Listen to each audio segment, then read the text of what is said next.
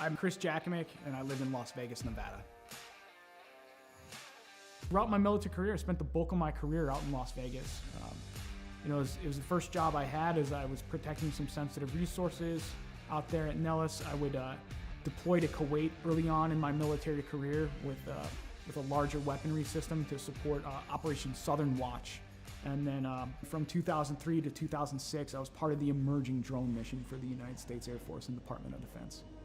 We were fighting the wars in Iraq and Afghanistan from our backyard.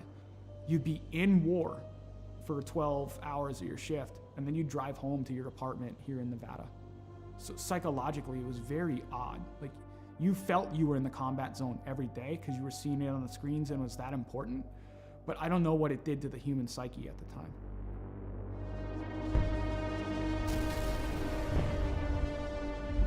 Some things would kind of happen in my personal life after that would change a lot. When Adam joined the Marine Corps, it was a natural fit. Anybody who joins the military, especially after 9/11 happened, you're looking for that purpose. I think that's why he made the choice. It's like, let me go be a Marine. He was in between Fallujah and Ramadi during the heaviest parts of the fighting of the Iraq conflict. I mean, you hear guys like Jocko and everything talk about like the triangle of death. My brother was dead set in the middle of the triangle of death with a Marine unit. I think it changed him.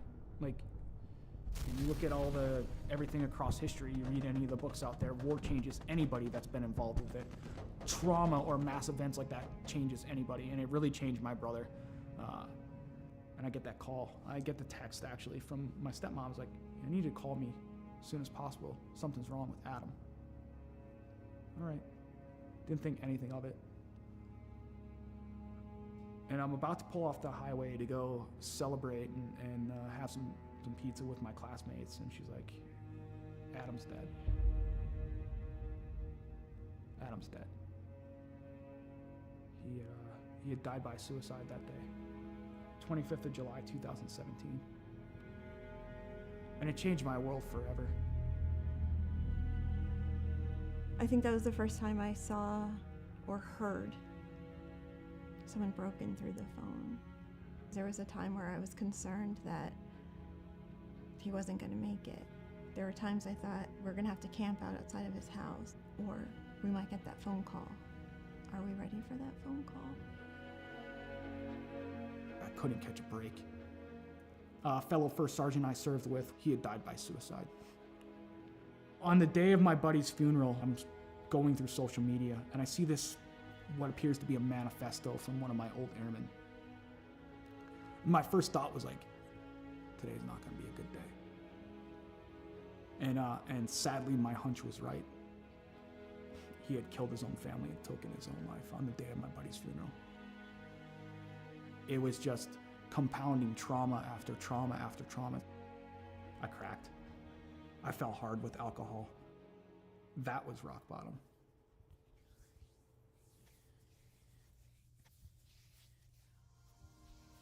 I first heard about Mission 22 just by like surfing the internet and looking on there and seeing some of the programs that they had available. I was like, something seems right about this. To be in a program like the R&R program with them and the innovative things that they're putting together, I have not seen in any other veteran nonprofit. It's putting all this stuff together to heal in the most effective way possible. They're making you do a lot of the hard work through reading, through audiobooks, through physical fitness, through nutrition, open discussion, critical thinking, neuroplasticity and cognitive feedback to where you're developing the brain more. It's given me a chance to regain my life.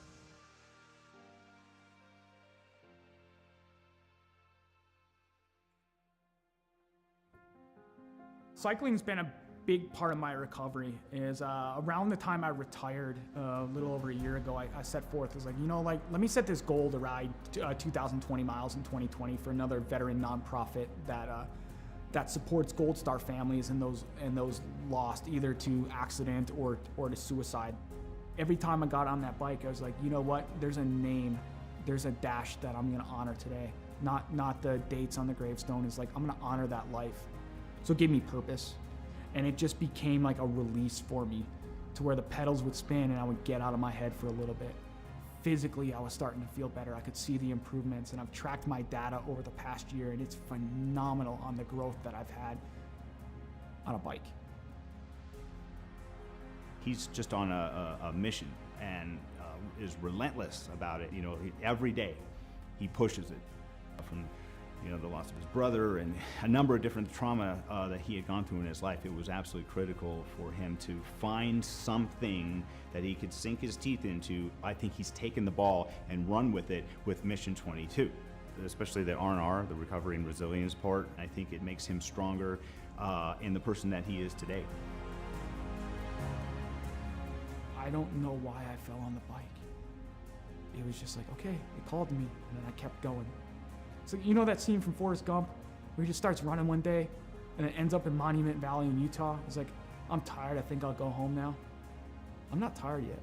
I'm not ready to throw the towel in like Forrest Gump did. I'm getting on that bike and I'm keeping on going because there's something about it. There's something about just getting out in nature, having that breeze in your face and seeing some of the beautiful landscape here in Las Vegas where it takes you away from the stressors and the challenges of the world for a little bit. And you can just appreciate the beauty that is out there and be in the moment. And then it got serious because the Air Force enrolled me in the Air Force Wounded Warrior program and it got transformed into Lo and Behold training. If I do this well, maybe I can go represent the Air Force. Maybe my grief and everything in my entire story can come to fruition because I can put the energy into something positive.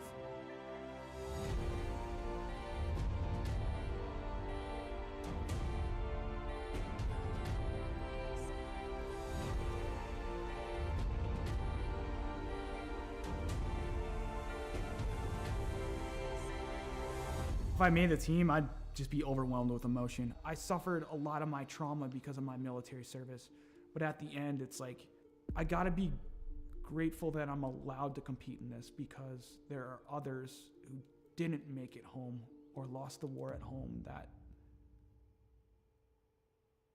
that's what it's about.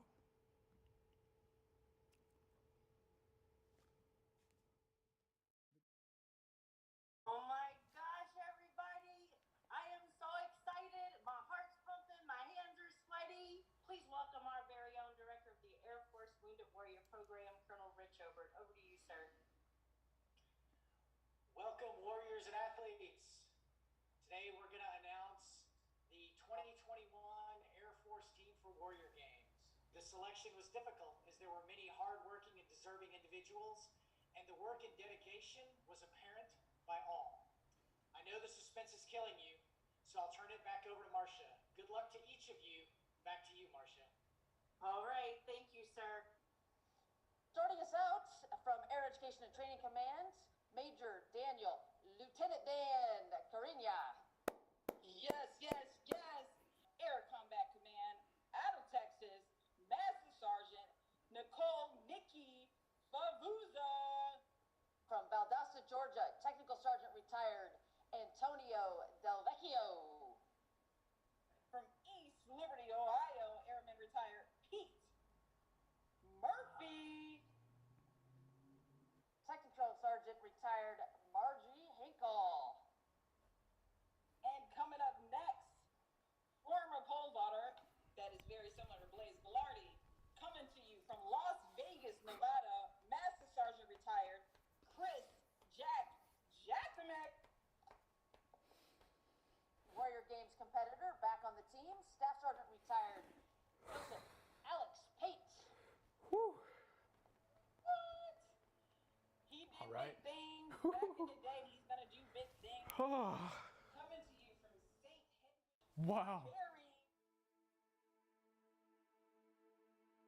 We look at Mission 22 and we see all the shirts, we see all the flags out there. I don't think enough of the people understand how big the programs actually are and how that is actually in there. And like, I'm a benefactor from the donations of these private donors that are there to allow me to live life, to improve life for not only myself, but for friends, for fellow veterans, for my children, for my girlfriend, for my family, is to be that, to say, you know what? We can keep going at the end of the day. We can keep going no matter how hard it gets. no matter how difficult life becomes, we can keep going.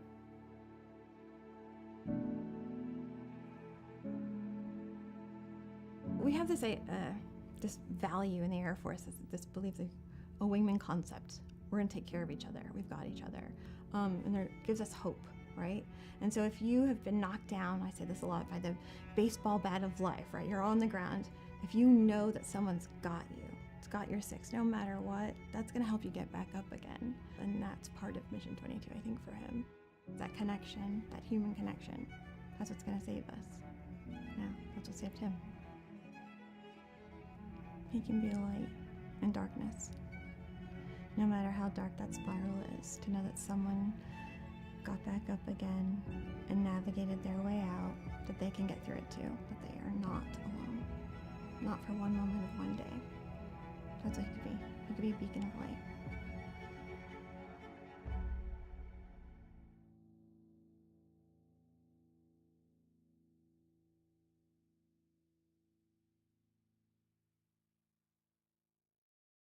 Welcome back, ladies and gentlemen. It is Friday night. We're back with the Dirt Track Bank. Friday Night Lights. This week we visit the Lincoln Speedway. Clayton, happy Veterans Day. Hope everyone out there, if you're a veteran, had a great Veterans Day. Clayton, what are you looking for tonight out of Lincoln Speedway? Yeah, first off, thank you very much to everybody out there that has raised that right hand 1 or 10 different times. You as well, Joe. Thank you very much. I'm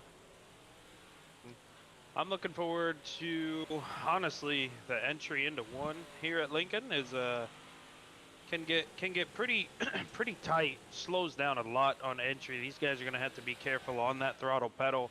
Be careful of checkups and stuff. We might see a few nasty ones into turn 1. Track also tightens up off of turn 2 a lot. There's a pretty big hump halfway down the backstretch. Man, these guys are gonna have to ride the bumps. This track's pretty rough and very, very tight. Very small oval tonight.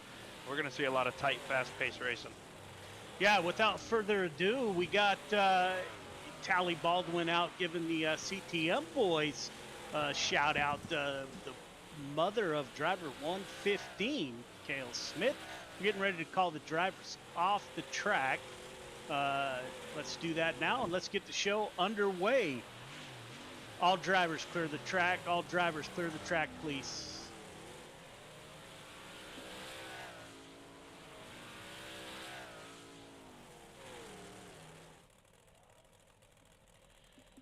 All right, gentlemen, welcome to Lincoln Speedway. We'll go over a few rules here real quick. All starts.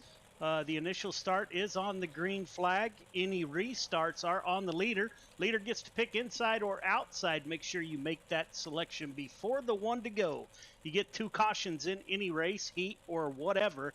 If you bring out 2 cautions, you will be asked to park it for the night. Don't call out anybody on Racecom, social media, or anywhere else. Let yourself cool down and yeah, don't let that happen. You're looking at a suspension. We got 360 Sprint Car sponsorship still available. We do have Quick Time Awards tonight. It's $10 for each division. Currently brought to you by the Dirt Track Bank. Intentional contact will not be tolerated at any time. You will be removed from the server, and you are looking at a lengthy suspension. Top 3 go to the start-finish line at the conclusion of the race, and you have to go into Discord for your interview, or you will be given an EOL next week. A couple of changes for tonight. We have changed it from 20 incidents to 12. If you get 12 incidents, you will be booted from the race. It is set up in iRacing, so Clayton has absolutely nothing to do with that. Tonight, keep in mind the incident count is 12. If you go over 12, you'll be done for the night. We are going to go single file with 10 to go on restarts. I'd like to wish all of our veteran drivers in the field hope y'all had a great Veterans Day. See some Dean Reynolds has the 79 car with Mission 22 aboard. Great partner of Friday Night Lights. They've been supportive of us. Jordan LaFawn actually stepped in. He's going to drive the Joe Halter number 22 tonight. That has Mission 22 on board. So thank you all very much for your support. Any questions, comments, or concerns, now would be the time.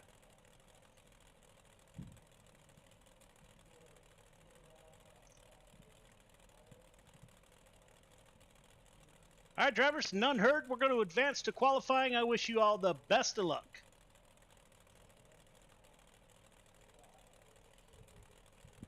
Good luck, boys. Have fun tonight. So there you have it, ladies and gentlemen. There is the drivers' meeting. We're getting ready to go qualifying here at Lincoln Speedway. Cale Smith at the top of the board. Michael Carter, P2, in practice. So kind of picking up right where we left off. Roxanne is out in the audience giving CTM a shout out. Roxanne, as always, ma'am, welcome to the show. I don't see Grandma Pete or our good friends from the East Coast out here yet. Brandon Templeton in the dirt track bank, number 31, out on track, driver out of Corning, Iowa. Dylan DeWert in the 20 car is on track. Braden Carter in the 05, driver out of Virginia, is out there for his qualifying laps. We'll start to get the times here shortly. Andrew Harley in the 44 machine, 43 on our board, is out on track. Heath Dyke just joined, driver from Australia, just joined, I don't know, 15, 20 minutes ago. So welcome to the show, Heath. Cale Smith, top of the board, 15.927. Didn't last long. Dylan DeWert in the 20 car, 15.796 for the 20. Dylan Kinsey in the 89 machine, or 83. He's up to P2, 15.824. Anthony Morano in the 32. 15.895. Cale Smith drops down to fourth quick. Andrew Harley wraps up his run, as does Christopherson. Jake Henry in the 171, 11th quick. 16.084 for Henry. Luke Hines in the 17 machine. 16.144, good enough for 15th quick. Brandon Aylesworth, great friend, is out on track. 23rd quick, 16.530. Not many drivers out of California, where I reside. So, Brandon, as always, man, welcome to the show. Thank you for your service. Anthony Marfulio in the 238, out on track. 20th quick, 16.291. Does anybody have anything for that top row? Michael Carter times in 8th quick, 15.977. Samuel Bachman, he moves up 7th quick, 15.974. Dylan DeWert sitting at the top of the board with a 15.796.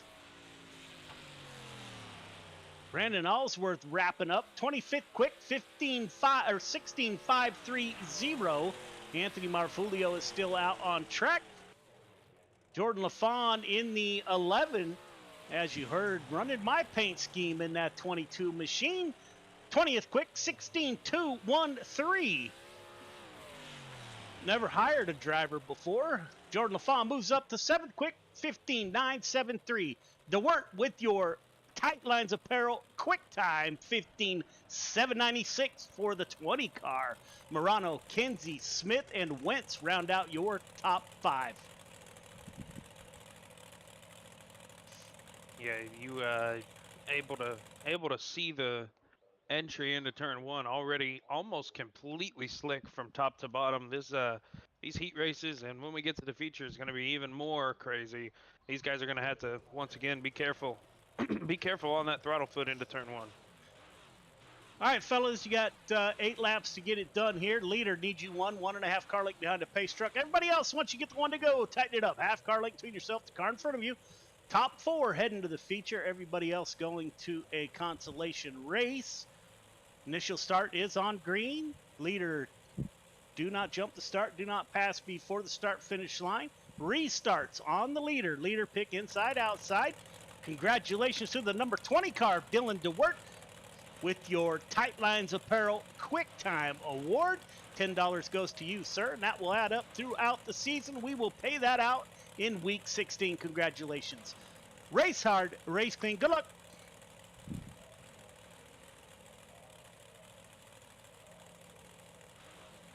Dylan DeWert, Cale Smith on the front row. Jordan LaFawn, Clay Christopherson in row 2. Brandon Templeton, Chris Cox in row number 3. Luke Hines, Anthony Marfulio in 4. And Heath Dyke rounds out your field of 9 drivers.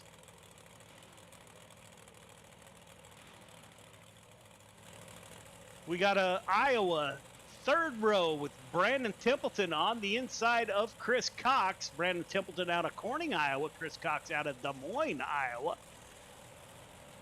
In that 515 and the 31. Kind of weird to see my car out there running. This will be the fastest it's ever ran. Kind of digging the rims, but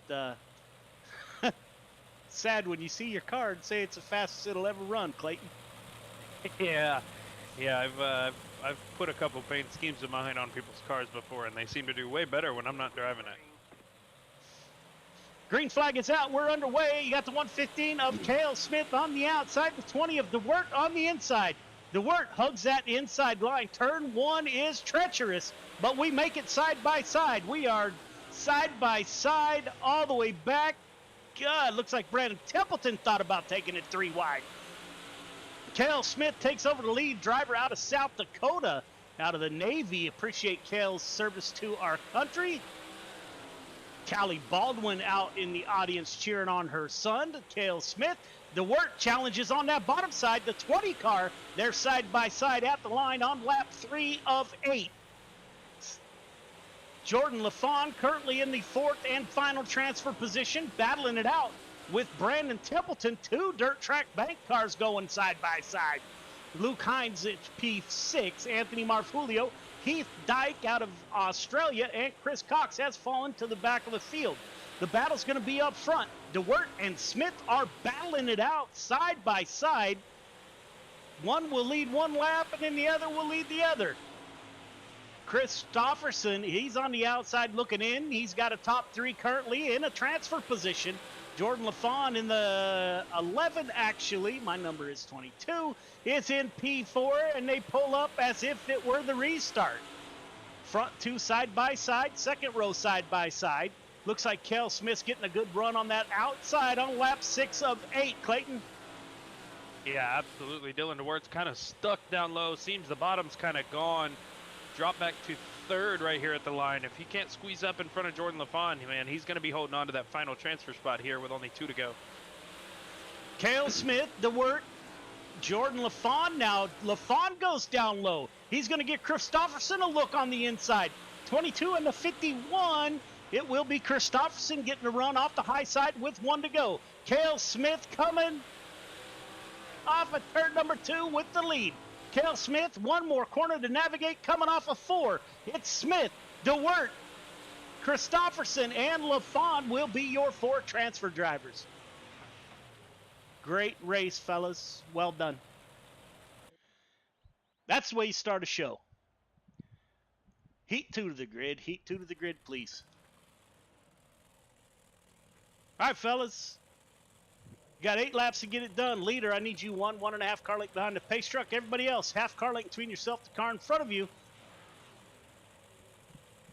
Initial start is on green. Do not jump the start. Do not pass before the start finish line. Restarts are on the leader. Leader, you pick inside or outside. Make that declaration before the 1 to go. Again, you got 8 laps to get it done. Race hard, race clean. Good luck.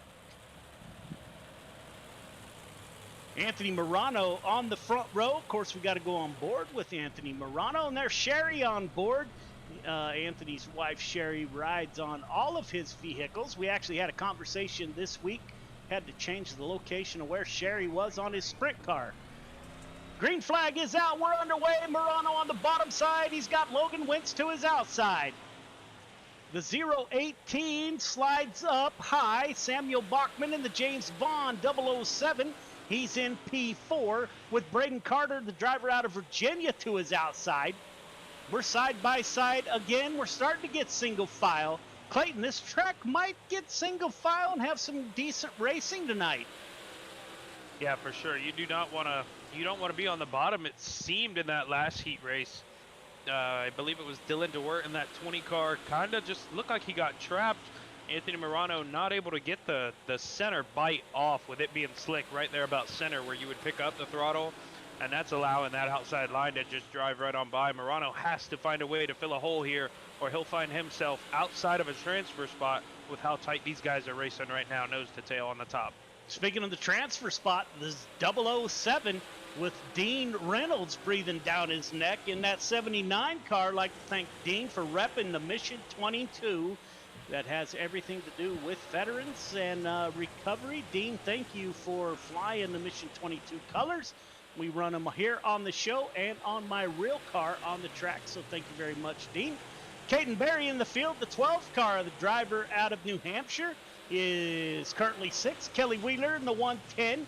He's running back in 7th. Jake Hendry in the 171. And Brandon Aylesworth in the 41 machine is the tail end of the field. Up front, we missed it all. Braden Carter takes over the lead. Logan Wentz in P2. Anthony Morano, he gets to that high line. He holds up the 007 with working lap 7 of 8. Here we go. Braden Carter on the high side. 32 of Morano fighting back on the bottom side.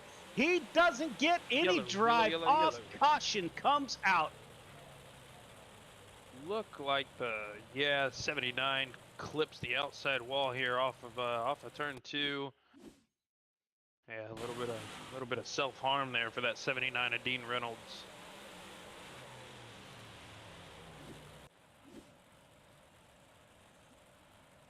First caution of the night, it is the 79 of Dean Reynolds. You can see that car injured down low trying to get to pit road. So the Mission 22 looks like it needs some healing here real quick. Grandma Pete out in the audience, ma'am. It's great to see you. I hear it's cold up there in northern Indiana, if that's where you are. Thank you for tuning in.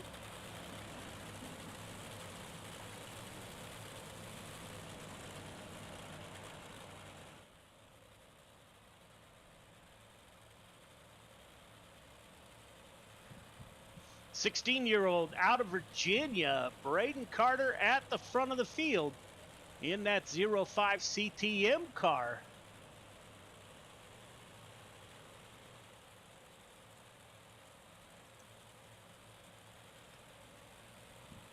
Pace truck is off.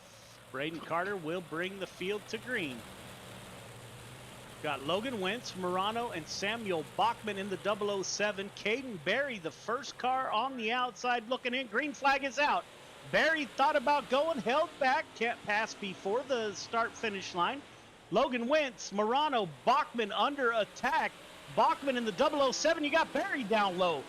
Caden Berry, the youngster out of New Hampshire, he's running that bottom side right along the fence. Berry now moves. He's still one car out. He's got to get by the 007. We got one to go. Up front, Braden Carter running away from the field in that 05. Caden Berry just picked up 3 spots into turn 3. Logan Wentz got tapped by Anthony Morano, it looked like, into 3. Caden finishes 2nd.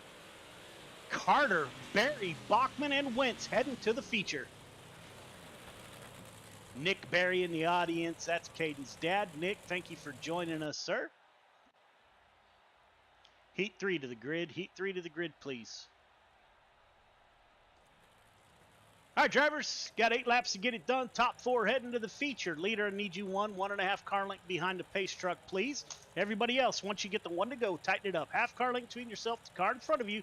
Initial start is on green. Do not jump the start. Do not pass before the start-finish line. Restarts are on the leader. Again, you got 8 laps to get it done. Race hard, race clean, good luck. Dylan Kinsey, Andrew Harley on the front row. Michael Carter, Randall Dixon in row number 2. Randy Shreves, Kurt Schatzer in 3. Sean Stevens, Mike Bowles round out your 4th row of 8 drivers. Good show so far tonight. Roxanne giving a big shout out to Braden Carter.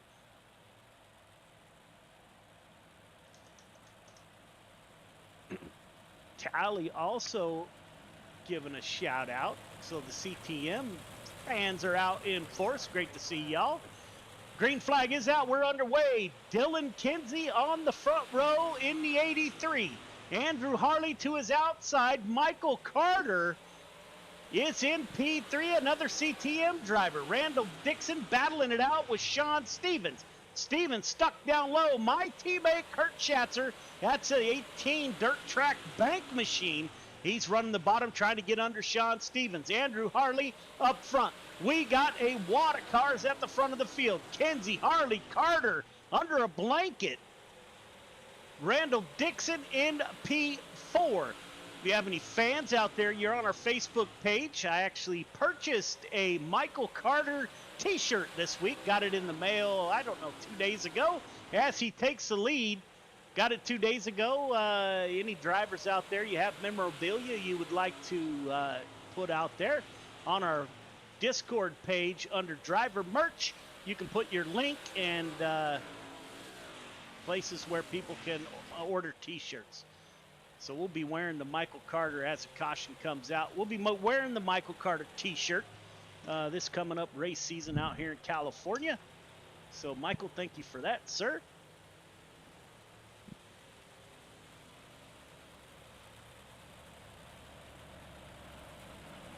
Dylan Kinsey still at the front of the field in that 83. Michael Carter moves up 1 to P2.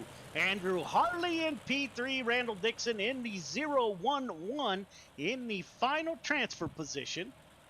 Kurt Schatzer, Sean Stevens. 18 of Schatzer, driver out of Pennsylvania. Got a little scratches on the side.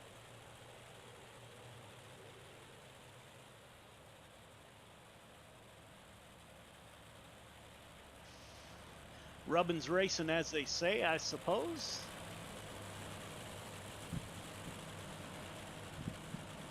Yeah, Randall Dixon did not want that penalty, just not able to check up in time to avoid the contact to Andrew Harley. But man, those guys were racing behind him, and it was slowing them down. Randall was kind of secured in fourth if he would have been able to ride just a few laps, but front three, a little bit of contact. Randall not able to check up and avoid it. Sends Randall to the back. Now he's going to have to snug them belts a little tighter and hope he can drive through a few cars here and get up to the front, get him a transfer spot. Yes, sir. Getting ready to go green. Pace truck is off. Dylan Kinsey will take us to the green flag. Michael Carter in P2, CTM Motorsports.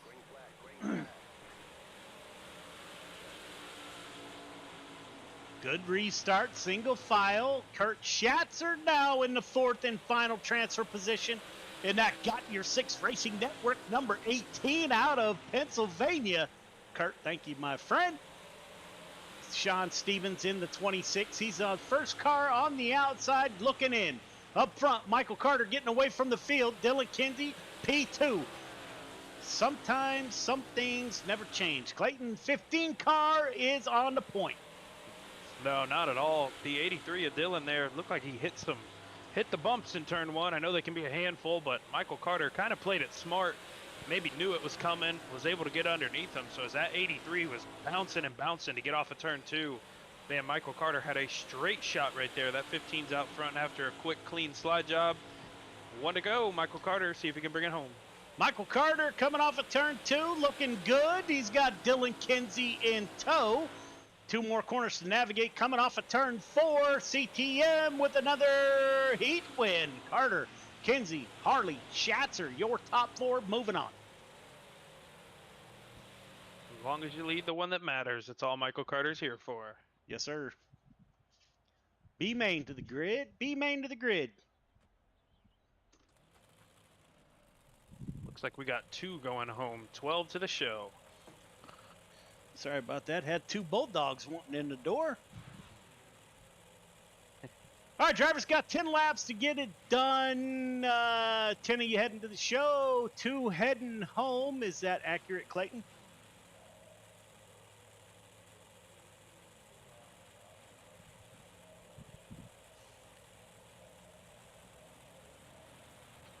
Same as our heat race, so follow those rules. I wish you all the best of luck. Brandon Templeton, Anthony Morano on the front row. Sean Stevens, Randy Shreves in row 2. We will not have time to get through the whole field, so here we go. 2 drivers. We'll load it up on the hauler and head home in the 358s. Coming up next, we got the Pro Late models. Roxanne Jones, Tally Baldwin out giving the CTM boys a big shout out. We got a stack up on the restart. Anthony Morano battling it out with the 31 of Brandon Templeton.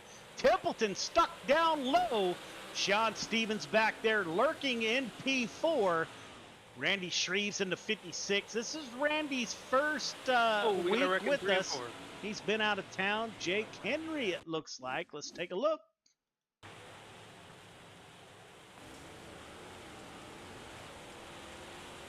That is the 171. Just taps the 11 car. He tries to lock it up.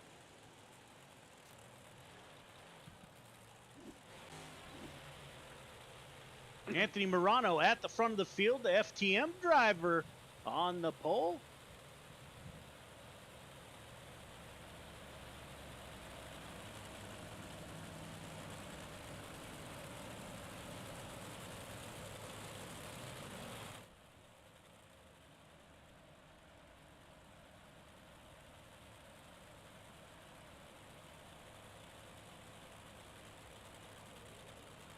Randy Carter out in the audience.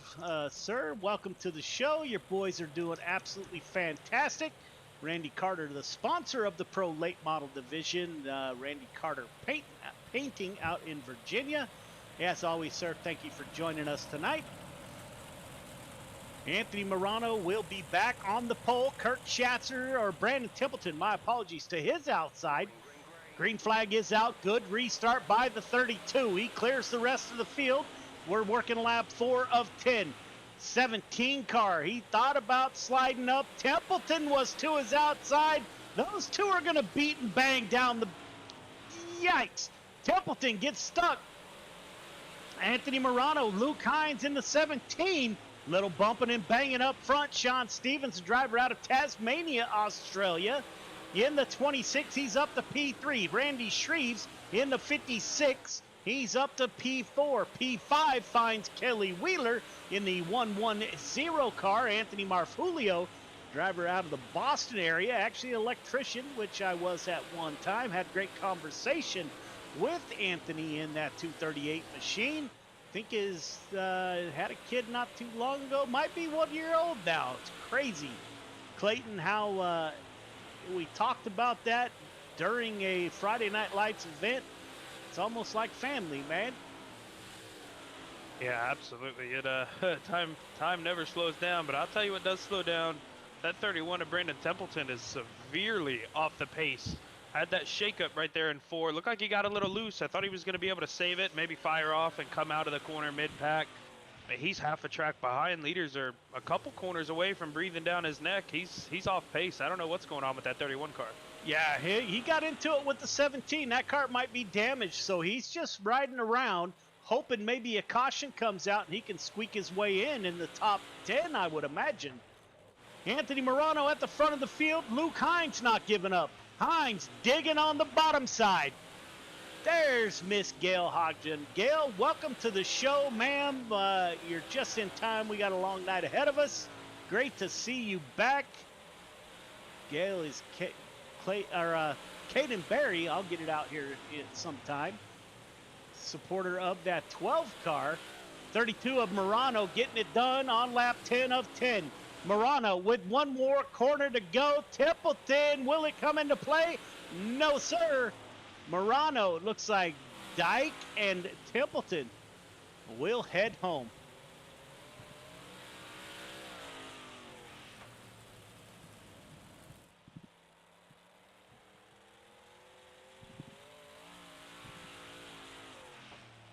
All right, drivers, we got 3 minutes of warm-up coming up. Ladies and gentlemen, as you heard, we will be right back.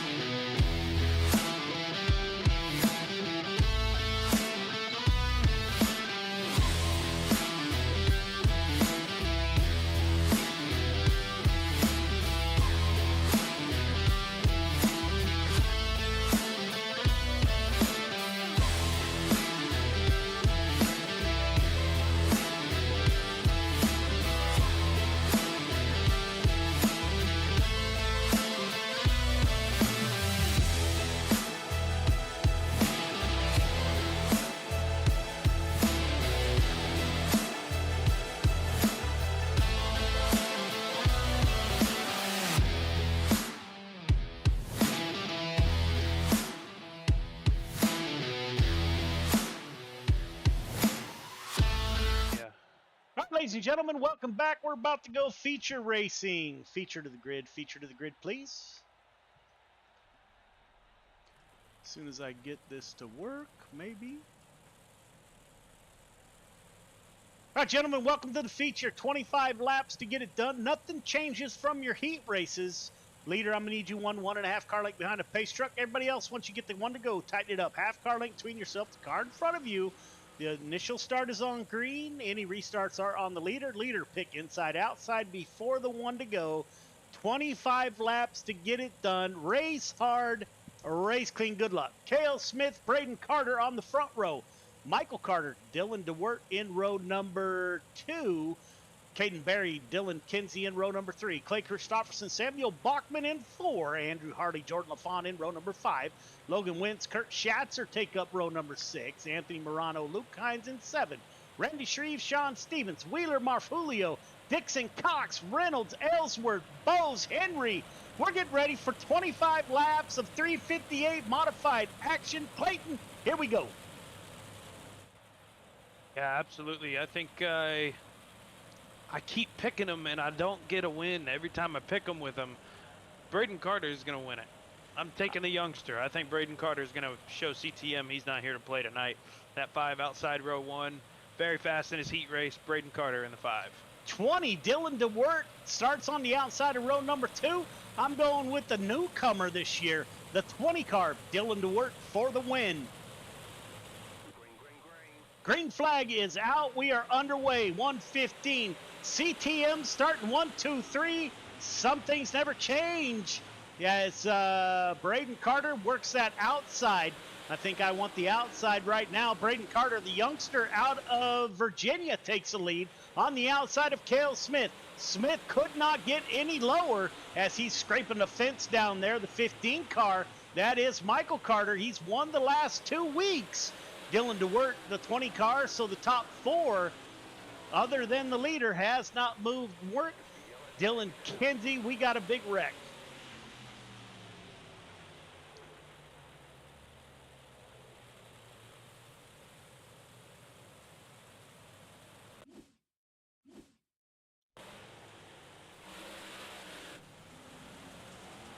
The 41 drove through something there as the field just clogged up.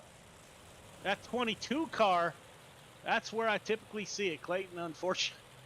Unfortunately, maybe I jinxed my good friend Jordan in my 22 ride.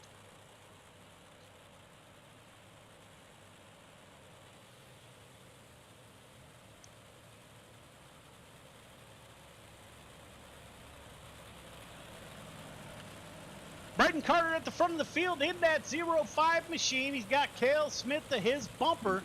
Michael Carter in P3. Dylan DeWert in the 20. And Dylan Kinsey in the 83 car. He's up in your top 5. Clay Christopherson, Samuel Bachman, Caden Berry, Logan Wentz are all in your top 5. Or top 10, my apologies. All right, fans, let me hear you. Shoot us a message. Who you got? Who's going to win? Let's hear it from the fans. You guys probably know better than I do. Grandma Pete, vote, cheering on that 22 car of Jordan LaFawn. Good start by the youngster, Braden Carter. The 115 did not go so well. You know, those two are on the mic talking back and forth. Michael Carter and Cale Smith go side by side. The 20 car. He wants to run the middle. Will he go? Yikes. That's a dangerous proposition at this track, Clayton. Yeah, absolutely. 3 wide here, and it's slick. I'm so happy to be sitting up in the booth and not having to wheel one of these right now. These guys have their hands full. It seems the only one out there that can drive a nice, clean pace is the leader of Braden Carter. Everybody else from second on back, man, it is pure chaos, but these guys are showing a lot of improvement from what we've seen. Oh, looks like somebody's around. 20 stick. Is that Sean Carter that went around? Yes, sir. The 26 driver out of Tasmania, Australia. The Wyobe driver goes around. Anthony Marfulio claiming responsibility. Yeah, as the 26 goes to pit road, you get one quick quick repair. 238, Anthony Marfulio will go to the rear of the field on lap 6 of 25. Braden Carter, the 05, still on the point. Cale Smith, Michael Carter, top 3. CTM at the top of the board.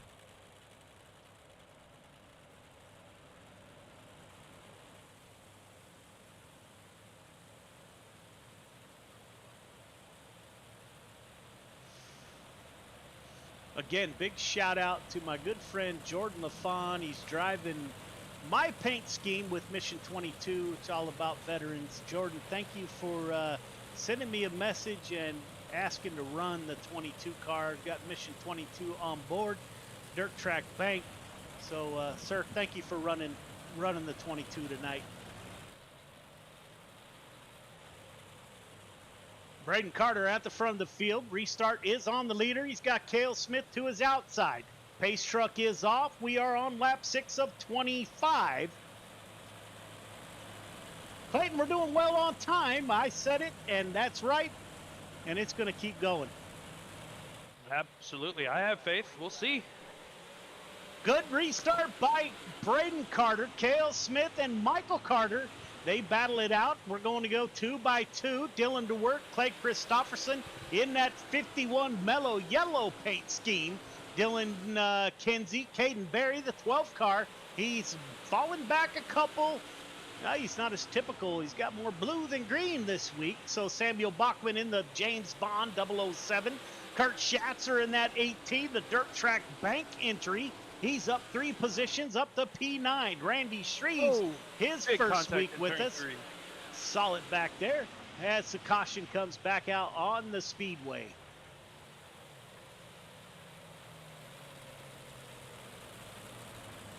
Again, any veterans out there, I hope you had a great Veterans Day. Greatly appreciate your service to our nation. All veterans race for free here at Friday Night Lights. We will never charge a veteran to race. You'll notice throughout the night we do play videos by Mission 22, Operation Motorsports, all kinds of veteran organizations. If you are a veteran out there and you didn't come back as fortunate as myself, you're having some struggles, hopefully the videos and the promos that we play throughout the night give you an outlet where you can reach out. I will tell you right now, if you can't reach out to any of those places, reach out to me and I will get you in touch with the right people. So yeah, thank you to all of our veterans out there. Braden Carter still on the pole inside the 115, so nothing has changed on lap 8 of 25. Grandma Pete out there. Grandma Pete, he's running that 22 machine.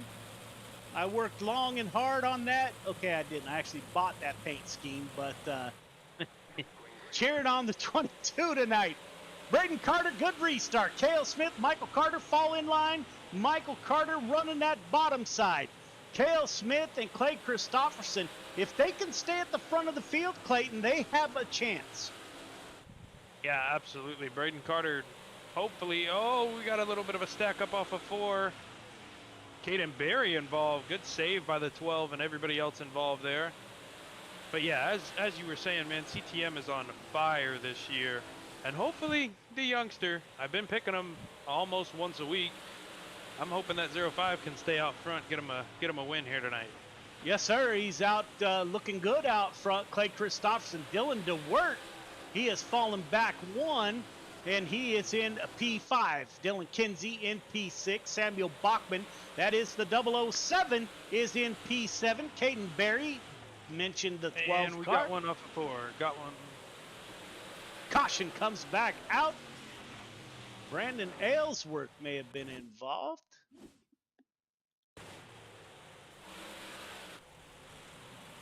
Brandon Aylesworth is brand new to iRacing. Brandon and I race dwarf cars together. Just gets caught up in a mess. Great young man, prior Air Force. Parked side by side in the pits all this past season. Both of us were rookies.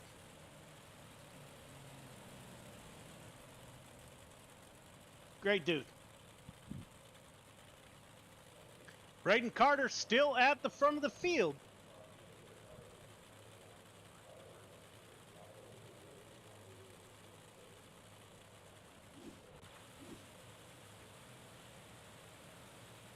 Every time the guys get strung out and comfortable, we re-rack them and make it nice and tight again. Yeah, we wouldn't have it any other way, right? Drivers will be drivers. Absolutely. Me personally, I want to run away from the field. Oh yeah, I can guarantee you and Braden Carter have the same mindset right now. We keep stacking them up. The 0-5 of Braden Carter. He's got his dad to his rear bumper. He's got his teammate to his outside. We're getting ready to go back green on lap 12 of, we're going to hit the halfway point this time by. Good job tonight by all the drivers. Those of you that tune in weekly, we've had our issues with cautions as of this year. Braden Carter, great restart. Michael Carter, Cale Smith are your top three.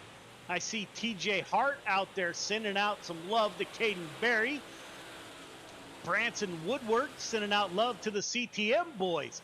DeWirt in that 20 car, he has stuck in P4, hasn't moved up, hasn't moved back. Dylan Kinsey in the 83.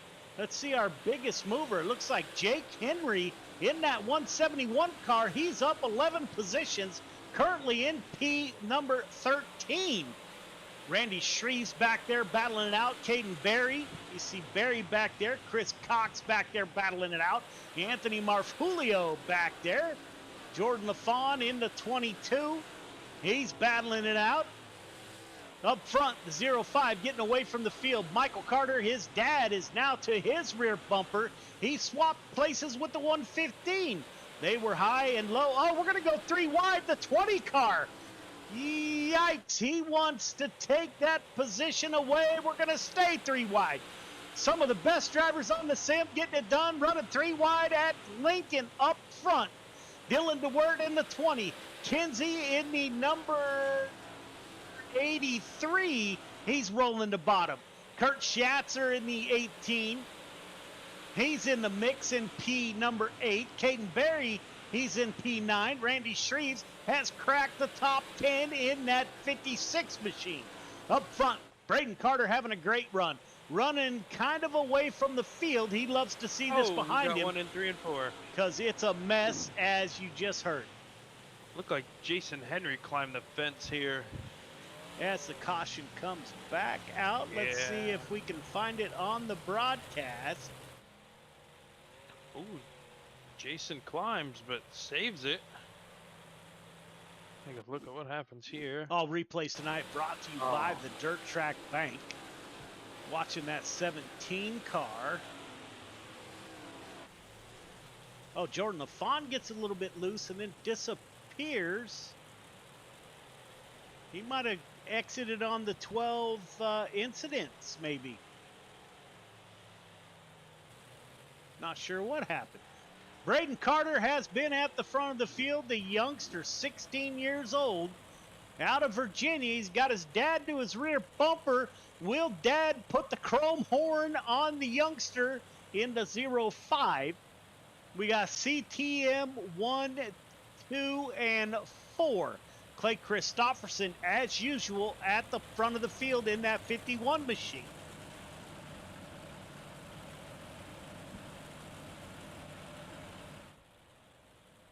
Yeah, he did. I was looking for him.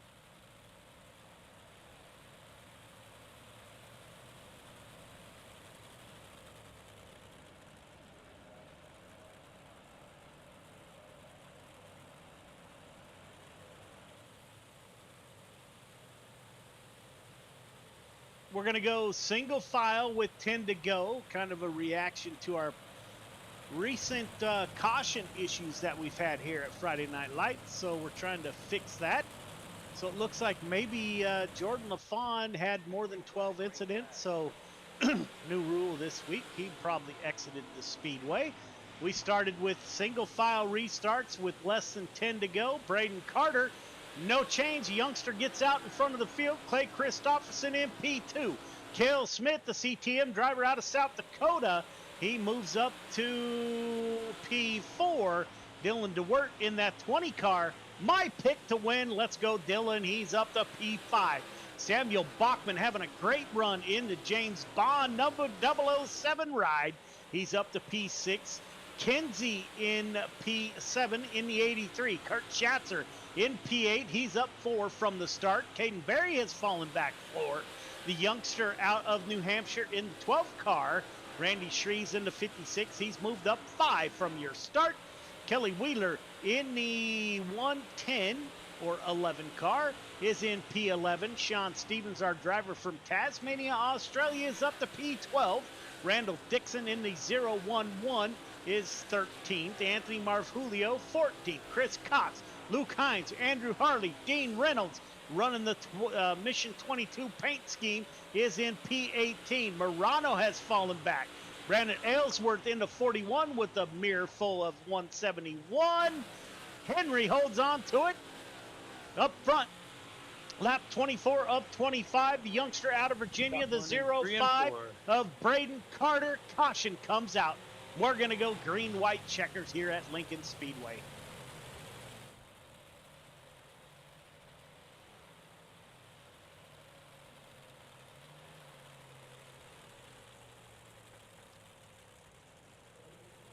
.238 of Anthony Marfulio claims responsibility for the caution. That will be the second caution that he has brought out, and he is done for the night. We'll park the .238, get ready for the Pro Late Model race coming up next. Clayton, when a driver owns his responsibility for an accident and then reminds us of the 2 caution rule, I'm not sure it gets any better, man. They immediately become my best friend. Yeah, I'm not sure it gets any better. I do still go look, but yes, Anthony Marfulio catches the fence right there into 3 and immediately owns up to it and reminds me that he's got to park it. That's one hell of a race car driver right there. Leader, going to ask you to be 1.5 car length behind the pace truck, please. Everyone else, tighten it up. Half car length between yourself, the car in front of you. Couple more laps to go. Great show. Good luck. Lights are off on the pace truck. Yeah, if you're Braden right now, I wonder if your hands are sweating a little extra knowing that Pops is right behind you. He's gotten to tighten back up to you. It's gonna be a run right here between the 2 Carters. It's gonna be a show. Yeah, I wonder if they're in the same house. That would be interesting. As the green flag comes out, Braden Carter for the lead. Michael Carter falls back a little bit. Clay Christopherson in P3. Dylan DeWert in P4. Will the 20 have anything for Clay Christopherson? Cale Smith in the CTM 115, currently in P5. The white flag comes out. Braden Carter, the youngster out of Virginia, with his dad to his rear bumper. Coming 2 more corners to navigate. It will be Braden Carter, Michael Carter, Clay Christopherson. Top 3 start finish line, please. Top 3 start finish line. Great run by all the drivers in the field. Ladies and gentlemen, thank you for tuning in. We got the Pro Late Models coming up next. Matter of fact, they're on the track right now. We'll get a quick interview with your top 3.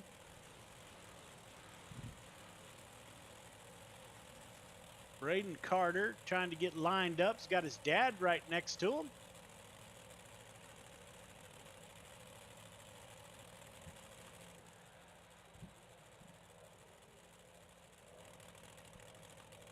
All right, fellas, don't forget to go up for your interviews.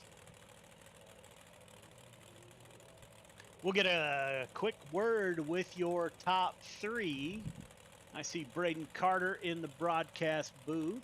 Clayton, while I get this set up, you want to grab Christopherson if he comes in. Give me a second here, ladies and gentlemen. Clay Christopherson.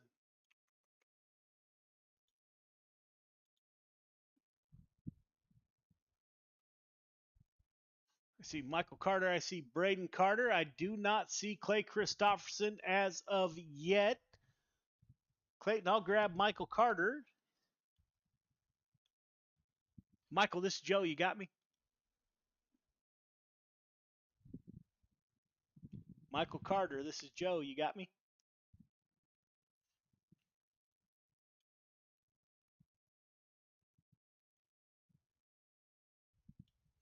Michael Carter, this is Joe. You got me? There you go. Yes, sir. Man, so tell me, running behind your son, running in first place, doing a heck of a job, man. So were you smiling or were you digging or a little bit of both? I'm smiling ear to ear right now, man. I'm so happy for him. He's so excited. That's awesome, man. He did a great job tonight.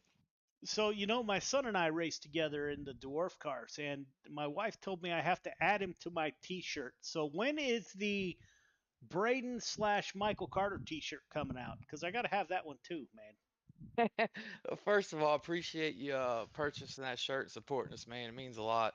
Yeah, as soon as we get him going, and he of course he wants his own number 5 on there. We're kind of up in the air about that yet, but we're gonna let him try. If we don't sell the street stock, we're gonna let him try it out and get a few practice runs this year, and then race here and there if he's doing pretty well, and then next season he'll probably be more full time, but just want to get him into the seat and get him some experience first. I don't want to put him full blown out there. Some things are pretty quick, so Yeah, um, yeah, man. I hope to be in Kentucky, as I've told you time and time again, within the next 3 years when I retire from the government here, second retirement. So by the time I get there, he may be in a mod or in a late model. yeah, he might, if he's really good, he might take over my late model. I might just be sitting back watching. But You the know way he what? looks, he's gonna be pretty good. You know what, man? So sitting in a booth is not a bad gig. I used to be out there digging with you guys and sitting in the booth with a nice scotch and calling the races is absolutely fabulous. So, man, great race for the 15. How was the track? How were the changes we made this week? The changes seem to work pretty well. I mean, I don't know what's up with this update though, because Lincoln never used to be this rough, but the track was terrible shape. I mean, I don't know if it was the weather settings, but it's just you just bounced the whole night. It never even really like it usually gets smooth after you run it in, and that never happened tonight. So I'm not sure if what's going on there, but it could have had something to do with the weather conditions. I'm not really sure, but something I'm gonna test and see if it continues to happen for sure. Yeah, I drove it all week and it was just, man, you bounce like crazy. So, yeah, man, I Yeah. think we're heading in the right direction. We got a lot more green flag laps in the 15 car back in the top 3, back on the podium. Who do you want to thank on that ride for your drive to top 3? I gotta thank you guys here as always. You and Clayton do a great job. The Dirt Track Bank, GY6RN, the Friday Night Lights. Congrats to my son again. Awesome job, kiddo. Congrats to Kale on top 5. Good racing with I think Clay there for 3rd. But I gotta thank my dad, Randy Carter Payton. He's watching. My mom's watching. Kale Smith, CTM Motorsports. Um, Pit Lizard Graphics, Kyle Hardy Racing. I think Kale's mom's watching, and got a couple friends watching. Hey to y'all. I really appreciate the support. Yeah, man, going to see you play pro late models. Yeah, Yes, sir. right on, man. Good luck. Thank you, Joe. Yes, sir. Clayton, you catch up with Clay? Yes, sir. Bring him right up here. Give me just a second. Just getting back into this. Hey, Clay Christopherson, it's Clayton in the booth. You got me? Yes, sir. Man, what a run for the 51. Looks like you possibly got one lead lap here. That 51 was towards the front all night long, man. What was it going to take to get by those 2 CTM drivers and possibly snag a win? Oh man, I don't know. I think I didn't have the right gear to get the drive off towards the end of the bottom. It was just carry momentum and don't lose it on the jumps. The car felt good wherever I put it. There was just very little passing. You could get a run off them on the straightaways, but then your next corner was not the right entry that you wanted, and it was tough to pass towards the end. So I kind of just falled in place on 3rd, tried a little bit here and there, but there was it was pretty tough to pass. Yeah, man, we heard from Michael Carter there. Sounded like the bumps just didn't go away. Was that 51 skipping around as much as we saw the front two? It wasn't as much towards the end because I started entering not so sideways and pretty much trailed the brake all the way around the corner, even on the high side, just to keep the car true. Every once in a while I hit them coming out, but if you controlled the car enough, it would almost float right over them. And that's another reason why I was running the bottom. There was nobody was there, and there was no bumps either. Yeah, man, for sure. Go where the leaders aren't. It's one of the first things we learn when we get in these things. You had a pretty stellar run, man. It was a good show for that 51 tonight. Who do you got to thank on that ride for getting a P3 tonight? All the guys at FTM, you guys for putting everything on. I've been with this series for a couple of years now. It's always really good shows. And Swan Speed Shop for the fastest 358 and big block setups. Well, congratulations on a P3, man. We're gonna see you in the late models. Probably not in the broadcast. I'll be in the back, but you'll see me. Alrighty, buddy. We'll keep an eye out. Good luck in the late models, and good luck with the rest of the night. Thank you. Yeah, we caught up with your winner. That is the 05 car of Braden Carter. Braden, this is Joe. You got me? Yes, sir. I got you. What's going on? Man, how cool is that? You were pulling away from the field a few times. We had cautions, but not as many as last week. But to have your dad on your rear bumper, did you think he was gonna try to move you, or your dad's driving style? What'd you think you were gonna get out of that 15 car behind you? Man, when you have him behind you, it's kind of scary. I'm not gonna lie to you. I thought he was gonna. If he had good enough run on me, I knew he was gonna do something. I had to earn that. Honestly, that's what he's told me. Got to earn my wins. So just to have him behind me, have Kale, it's just a good team to be a part of. Good people. I'm thankful for them for sure. Yeah, man. So tell me, who is Roxanne Carter exactly? That's my grandma. That's your grandma. Roxanne, She's yeah. out in the audience cheering you guys on. I wasn't sure. So I wanted to ask that question. That 05 was fast all night. Once you got in the lead, you moved up one, CTM 1-2 with your dad. I told your dad, I don't know if you're listening to the interviews, that we need to get Braden Carter on that T-shirt. So now you guys are going to get 2 T-shirts for me to buy once you add your name to that, man. So great run by you. Who do you want to thank on that ride for your drive to victory lane? And I really got to thank CTM Motorsports, my dad and Kale. I thank my granddad, Randy Carter, my grandma, Roxanne Jones. You guys for putting this on. I always have fun running these. I also got to thank Kale's mom. I know she's there. She's cheering me on too. And yeah. We're going to see you in the pro late models? Definitely, for sure. All right, man. Go get them. Thank you. Yes, sir.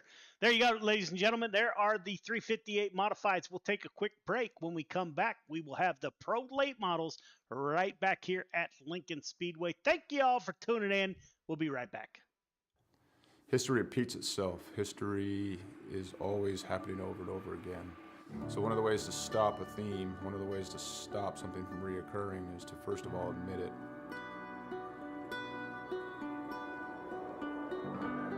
It didn't take long for us to quickly realize that there was power behind Mission 22, power behind its brand, power behind its message, and power behind its people that represented it. All right, my friends, day 19 of 22, the 22-day push-up challenge.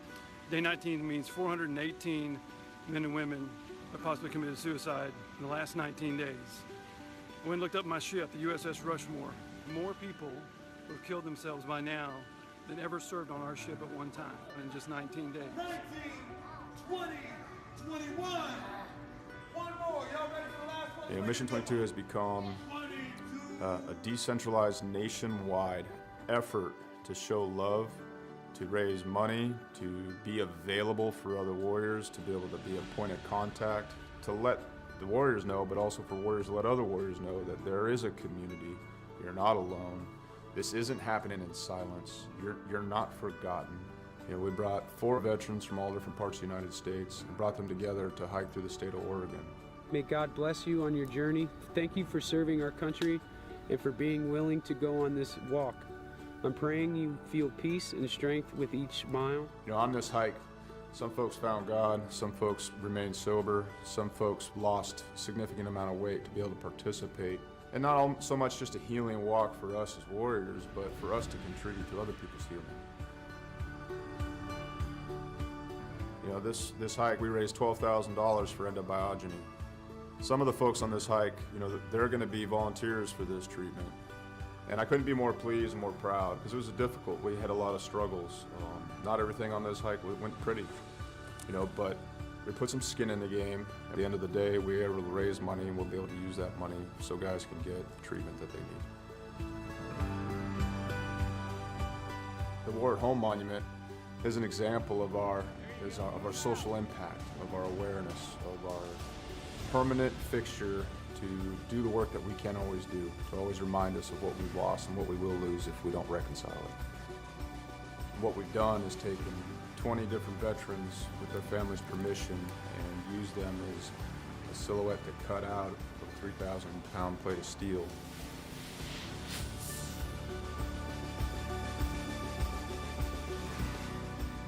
These warriors are placed in a V, and this is to show the size of the problem. This is to show the empty space they leave behind. And it's also to be a constant reminder of what happens when we don't listen to the stories of the warriors that fought in our name.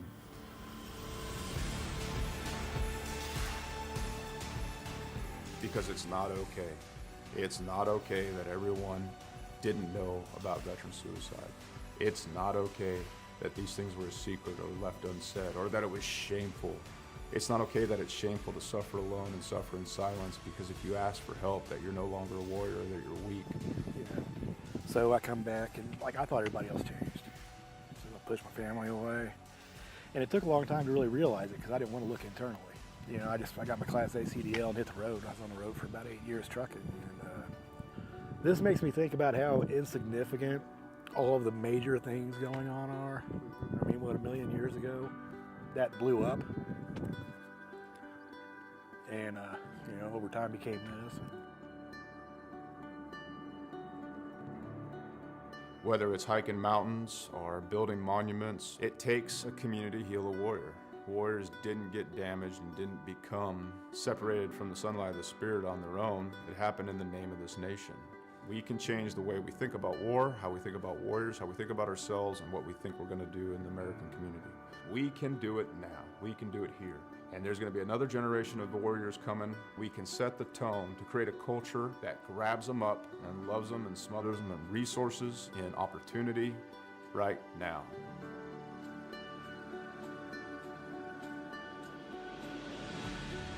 Welcome back, ladies and gentlemen. Welcome back to Lincoln Speedway. We're getting ready to call the cars off the track for your Pro Late Model division. All drivers clear the track. All drivers clear the track, please.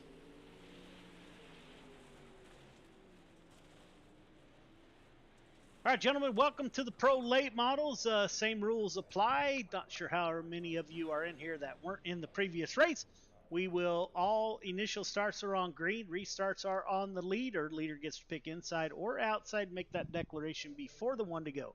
You bring out 2 cautions in any race, heat race or feature, whatever. You are done for the night, so you'll be asked to park at call-outs. Do not call out other drivers on race comms or social media anywhere else. If we find out about it, you're going to be suspended. Quick Time Award, $10 every week for each division. That is additive. So in week 16, we'll pay out however many quick times you got. Intentional contact is never acceptable at any time. If it's determined that it was intentional contact, you will receive a EOL the following week, or most likely a suspension.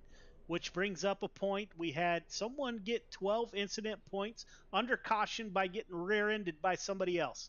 We are announced loud and clear 1 to 1.5 car length between yourself and the car in front of you to get somebody DQ'd from a race because you ran into the back of them is unacceptable. So clean it up a little bit on our restarts. Make sure at the end of the night, the top 3 go to the start-finish line for a picture and then into Discord for an interview If you don't go up for your interview, you probably will get an EOL the following week. 12 incidence points is the limit for tonight in all races. So if you get 12 incident points, you will automatically, by iRacing, not Clayton, you will be DQ'd from the event. And single file restarts with 10 to go is what we're going with this week to help clean up our caution issues. Any question, comments, or concerns, now would be the time from the drivers.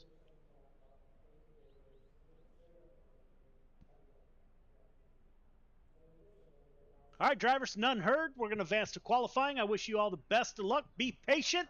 Race hard.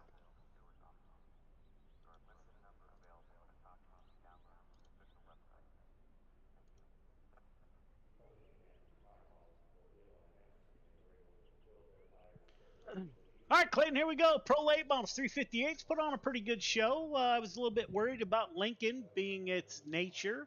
What are we looking for out of the Pro Late Models? Man, I can tell you, while we were on our break, I can jump out there as a ghost car. Nobody can see me, but I can see the track, and I turned a few laps because I've never raced a late model here, so I didn't want to. I wanted to have some kind of knowledge, and the amount of brakes, the amount of the brake pedal that you have to use to enter the corner, to stick to the bottom, even to run the top is a very, very light, but you still have to ride that brake pedal, man. These guys are going to have to use both feet tonight. Could see great two-lane racing, could see somebody forget to use the brake pedal at all. Very bumpy up top. The late models like to push on a flat, smooth racetrack, so I can only imagine how messy this could possibly get. These guys are going to have their hands full for sure.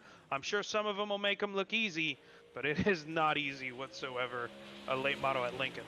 Yes, sir. Jason Hines, a 66 car driver out of Canada. Top of the board, 15.912. Randy Shreves in P2 in the 56. He runs a 15.915. Braden Carter, 15.793. Top of the board, Clay Christopherson in P2. 15.842 for Christopherson. Randy Shreves returns the favor. 15.789 on his second lap. Jason Hines still out on track. In that 66, Kelly Wheeler, he shuts it down. Ninth quick, 15.931. Hines still digging. The 26 of Sean Stevens, 15.918, currently in 8th position. Brandon Aylesworth in the 41, driver out of California. He's currently 17th quick, 16.033 for the 41. Michael Carter puts it up into P3, 15.795. Samuel Bachman in the 007, 11th quick, 15.925. Michael Carter, can he improve on his second lap? No, sir. 15.795 for the 15. Anthony Marfulio, the 238, 27th quick on his first lap, 16.471. Jordan LaFawn, God, I love that 22 car. He's out on track for his first timed lap. Looks like maybe I set that car up as it slides into turn number 3. Justin Sick, the 15 car driver out of New York, is with us. 14th quick, 15.946. Justin, welcome back, my friend. Anthony Marfulio, he is 27th quick, 16.471. Good job, Randy.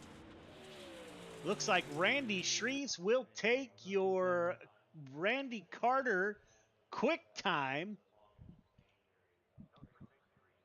as qualifying has wrapped up. Shreves, Carter, Christopherson, didn't catch the rest of them. Heat 1 to the grid, please.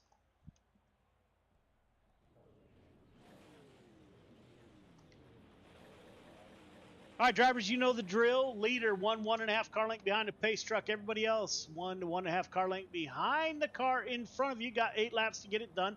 Top 4 heading to the feature. Initial start is on green. Restarts are on the leader. Leader choose inside, outside. Let us know before the 1 to go.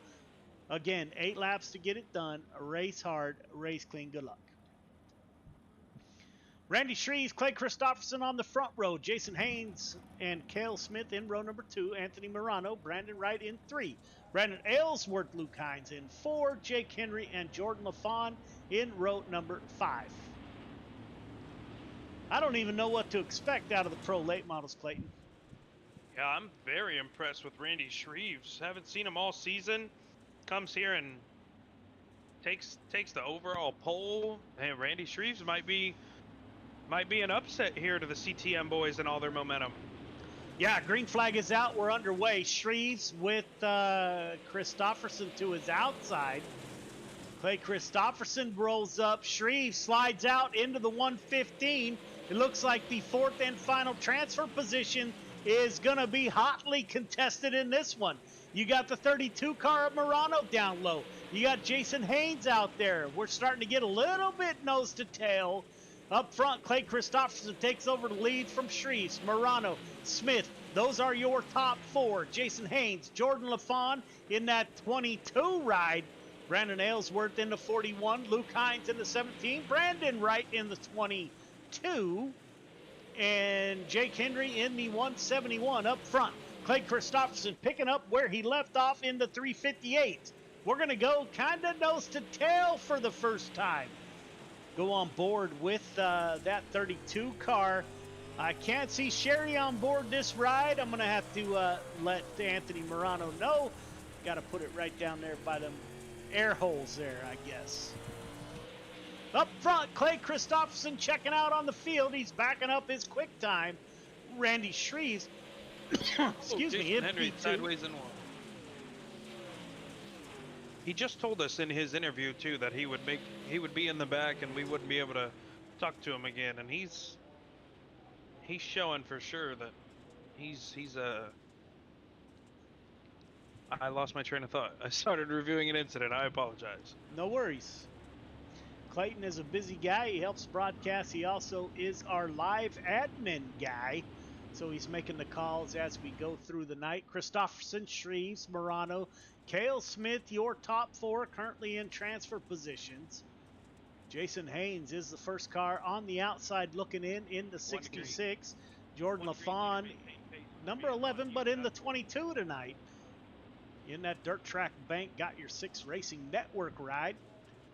Luke Hines in the 17, Brandon Aylesworth in the 41, Brandon Wright in the 22, Jake Henry in the 171.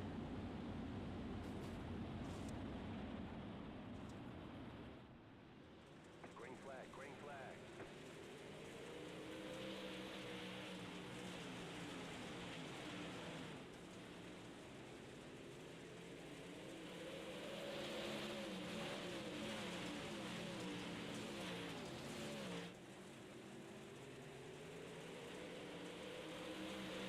Yeah, he sure is. He's looking for every bit of bite he can right now, and I don't blame him. He's trying to get himself out of a battle with one of the best to drive a late model in this league, Cale Smith in the 115. White flag. We'll see if Morano can hang on to third.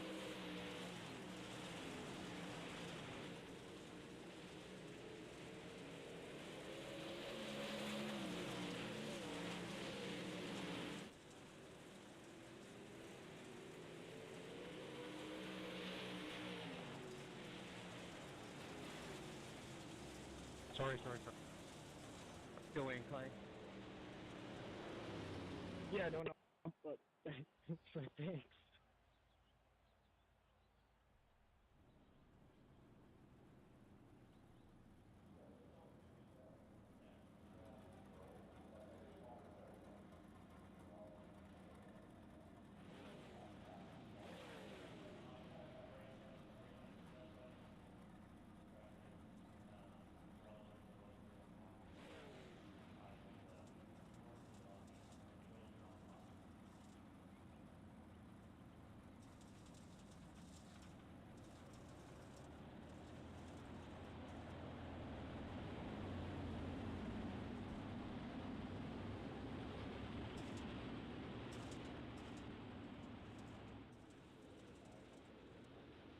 Let's see if this youngster can keep it up, Clayton, the 05 starting on the pole here. Yeah, I was just thinking that to myself. We'll see. Green We're gonna flag find comes out. We're underway. Braden Smith and the 018 of Logan Wentz. Logan Wentz banging the high side in that 18 machine. They are side by side coming off at turn number 2. Wentz way up high, scrapes the wall, good run off the high side, little bit of contact. It'll be Wentz at the line. Samuel Bachman in the... Carter. Looks like we had an issue at the front of the field. The caution flag comes out. Let's take a look. This is Logan Wentz and Braden Carter. Carter on the bottom side in the 5. Slides through, coming up. Those two make contact. Wentz up on the outside wall. I don't like these.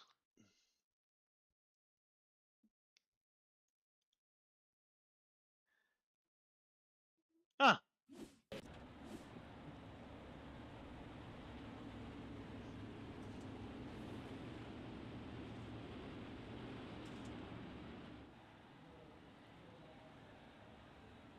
If you're out there tuning in, thank you very much for tuning in. You'll notice we don't have bells and whistles going off with follow me and do this and do that.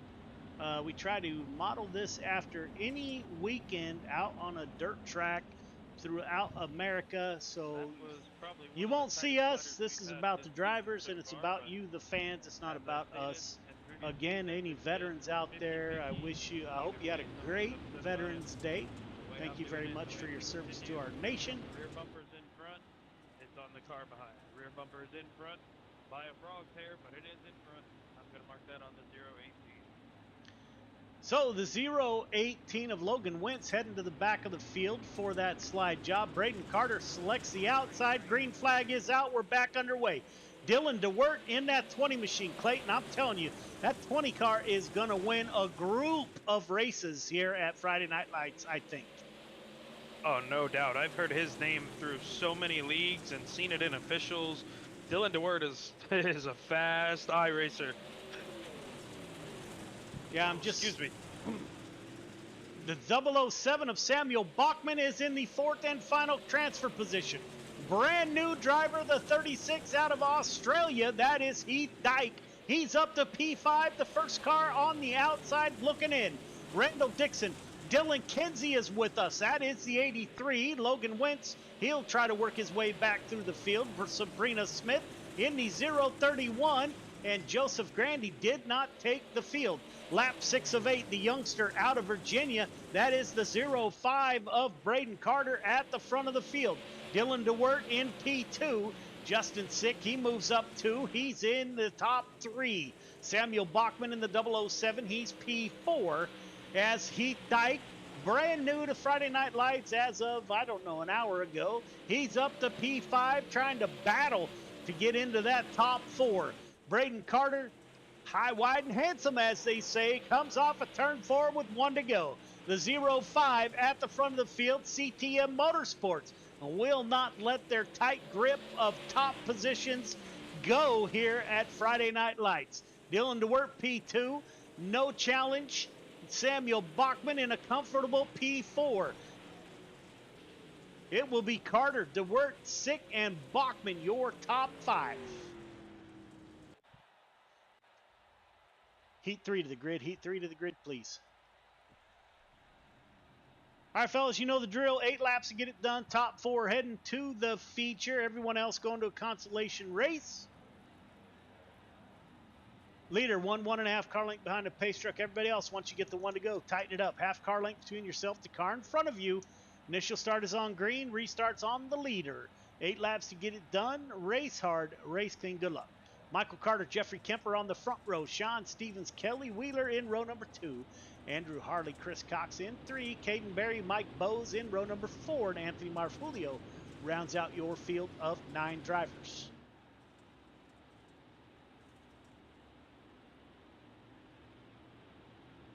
Watch that 238 from the back row. 12 in front of him.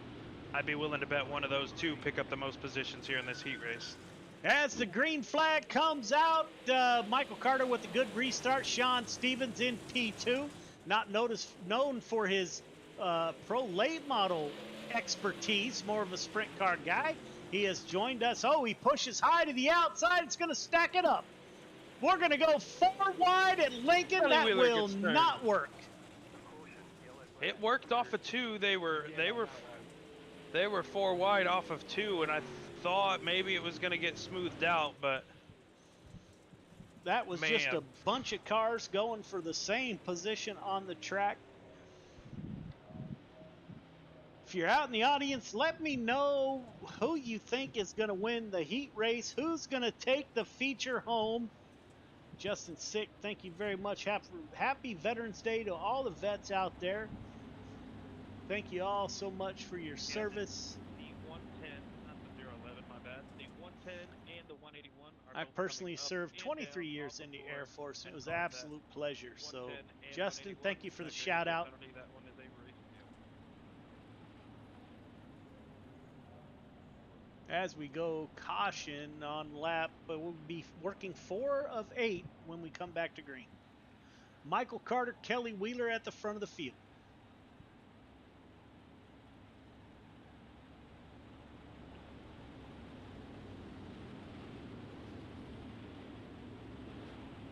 Michael Carter, Sean Stevens at the front of the field. We got a Marine machine out there. I see Andrew Harley repping National Guard, Navy, Air Force on that, Marines.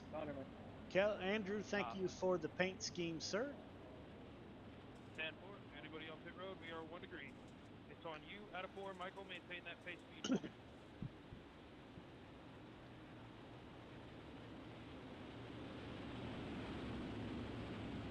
15 of Michael Carter. Green flag is back out. We're underway. Great restart. Sean Stevens tried to get the jump on the inside. That is the 26 car. Caden Berry all the way up 4 positions. He is in P3. Andrew Harley in the 43. He's currently holding down P4, the final transfer position. He's got company on the outside, the 515 of Chris Cox. Chris Cox, the driver out of Des Moines, Iowa. He is a past Friday Night Lights champion in the limited late models. He's getting it done in the pro late models. There's 2 are going to stay side by side. It will be Chris Cox at the line. Up front, Michael Carter getting it done. Sean Stevens wants the position. You got teammates, the Ryobi boys starting to show up other places other than sprint cars. Sean Stevens, Caden Berry, 2-3. Michael Carter starting to pull away from the field a little bit. Chris Cox, he's got a mirror full of that 43 of Andrew Harley on lap 6 of 8. Anthony Marfulio is with us back in P number 6. Big Mike in 7th. Excuse me, in the 25 machine. Kelly Wheeler in the 110. He's battling it out back there with Anthony Marfulio. Up front, working lap 7 of 8. It's the 15 car with 1 to go. Michael Carter, Sean Stevens, Caden Berry, Chris Cox, your top 4. Can Andrew Harley make it happen? Michael Carter coming off of turn number 4 on lap number 8. It will be Carter at the line, followed by Stevens, Berry, and Chris Cox, your transfer drivers.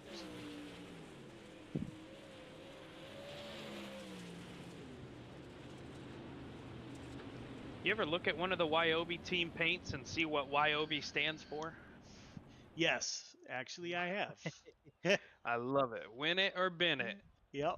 C-Main to the grid. Anthony Marfulio, Brandon Aylesworth on the front row. Dylan Kinsey, Kelly Wheeler in row 2. Brandon Wright, Sabrina Smith in 3. Jeffrey Kemper, Jake Henry in 4. Joseph Garandi rounds out your field of 9 drivers. All right, fellas. 8 laps or 10 laps to get it done. Keep your same leader, 1.5 car length behind the pace truck. Everybody else, tighten it up. Half car length between yourself and the car in front of you once you get the 1 to go.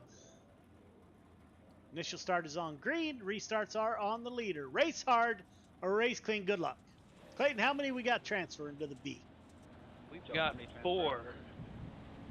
4 drivers will transfer to the B. Pace truck is off, leaving the field to that 238. Brandon Aylesworth to the outside of the 238. Dylan Kinsey in P3. So it looks like everybody is transferring since Joseph Grandy did not enter the race. Everyone is transferring since Joseph Grandy did not enter. Anthony Marfulio at the front of the field.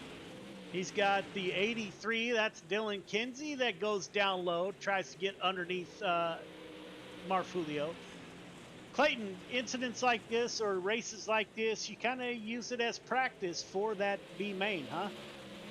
Oh, absolutely. Yeah, you hit the track and just see what the car feels like in dirty air a little bit more. You've already felt it. If you're back here in a C main, you've been in the thick of it, but you want to, you know, the more laps you turn, try to get as good of a feel as you can, plus more time on track as it starts to slick off.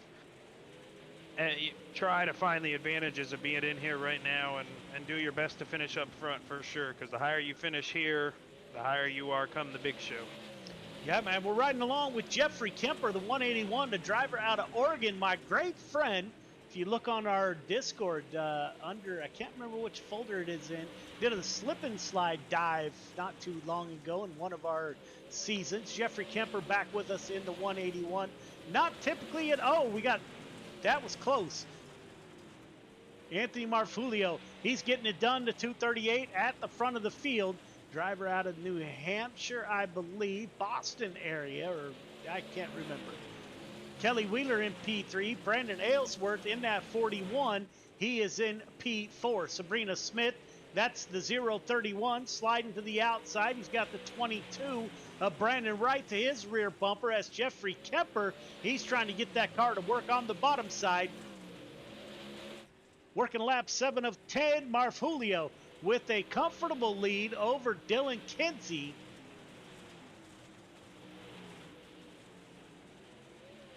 Kelly Wheeler in P3, Brandon Aylesworth, those are side or nose to tail.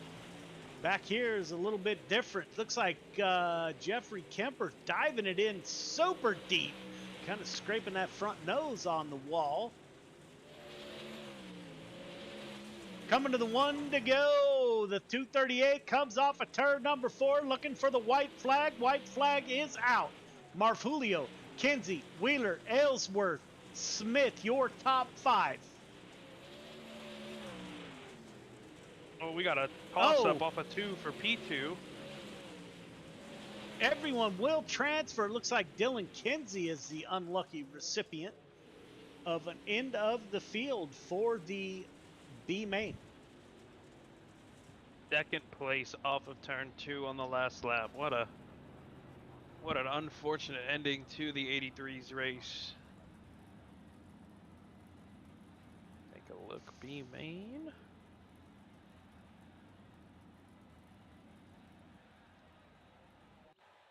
B main to the grid. B main to the grid, please.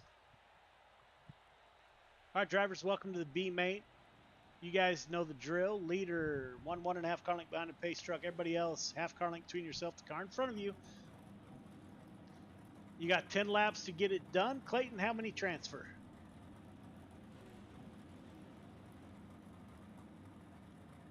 The B main, 5 went home from the C main, guys, so y'all are racing for position. So it sounds like everybody is going to transfer. Race hard, race clean. Good luck. Jason Haynes, Heath Dyke on the front row. Andrew Harley, Luke Hines in row 2. Randall Dixon, Mike Bowles in 3. LaFawn, Wentz in 4. Marfulio, Wheeler in row number 5. Sabrina Smith, Brandon Aylesworth in row number 6. Everyone will transfer.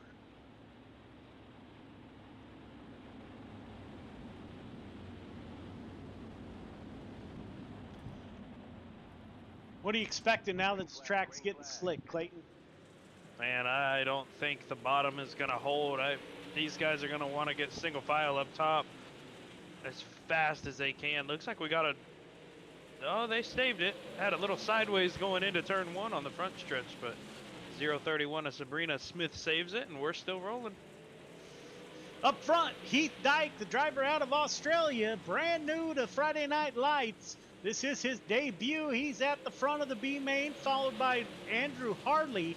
That is the 43 car down low with the Services Tribute car. Jason Haynes on the high side. Luke Hines with us in the 17, getting it done. Anthony Marfulio digging on the bottom side. Jordan LaFawn in the 22. His regular number is 11. Makes contact. Couple of cars make contact. They drive away. Logan Rent, Big Mike in the 25. Looks like the 25 will go into the feature again. Brandon Aylesworth in the 41, in the back digging. Kelly Wheeler in the 011, getting it done. Sabrina Smith in the 031 at the tail end of the field. Up front, Heath Dyke gets into the outside wall. Will that be enough for Andrew Harley to make a pass on lap 5 of 10? That 43 car on the bottom side is rolling that bottom really good, Clayton. Yeah, he's one of the only ones that I saw down there. Everybody was battling, and as they all start to stack up top, he's clearly able to pick up a few spots. Looks like Marv Julio caught on to it. Now just hope the outside of Jason Haynes and Heath Dyke there maybe start scruffling a little bit, and those two can get by and get a higher position come feature start time. Yeah, you know, we have run, I can't even remember how many seasons. That 238 makes his living on that bottom side, and he has found it down there again as the 43 goes to the top side. Drives a midget, I believe, in real life. I'm going to have to ask him again. 238 rolling the bottom side, currently in P4. Luke Hines in P5. Randall Dixon in the 011, P6. Jordan LaFawn, the driver out of Indiana, in P7. All cars heading to your feature tonight. Man, Anthony has that car glued down low. As he does, you know, that he's a past champion in the 305 sprint cars. If anybody can roll the bottom, that is the guy, man. He makes it work down there. Throttle control like you could not believe. There is your finishing order. Dyke, Harley, Haynes, Marfulio, Hines, your top 5. 3 minutes of warm-up, ladies and gentlemen. We will be right back.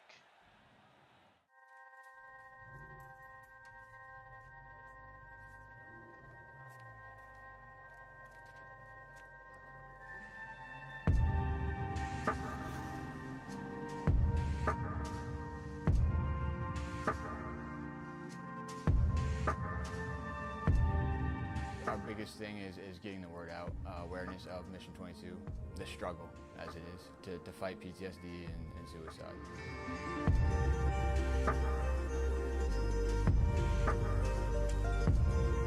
My name is Corey Decker. I'm the state representative for Mission 22. This year's been great. We got a bunch of great guys that have gotten together and decided to create this rally. The word's getting out, and it's turning into quite an event where we can actually help a lot of veterans.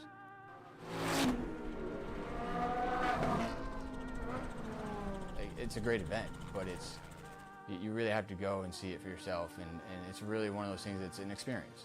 Just going that weekend, we've seen how it changes people.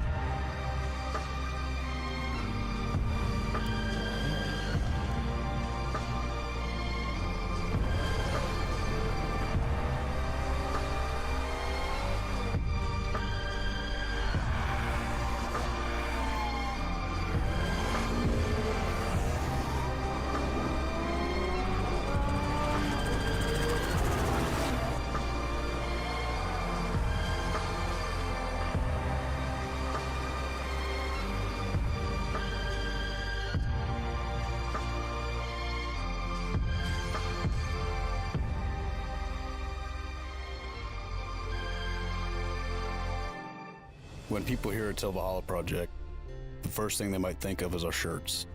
But what most people don't know is that our plaques came first and the t-shirts came second. What some people might not know is that the same shirts that we make day in and day out allowed us to do unbelievable things for unbelievable people. Whether it's donating our proceeds to reduce veteran suicide or gifting handcrafted memorial plaques to the families of fallen heroes, these t-shirts simply stand for honor and freedom, two words that wouldn't exist without our heroes. This makes Till Valhalla Project a place our fallen heroes truly live on forever.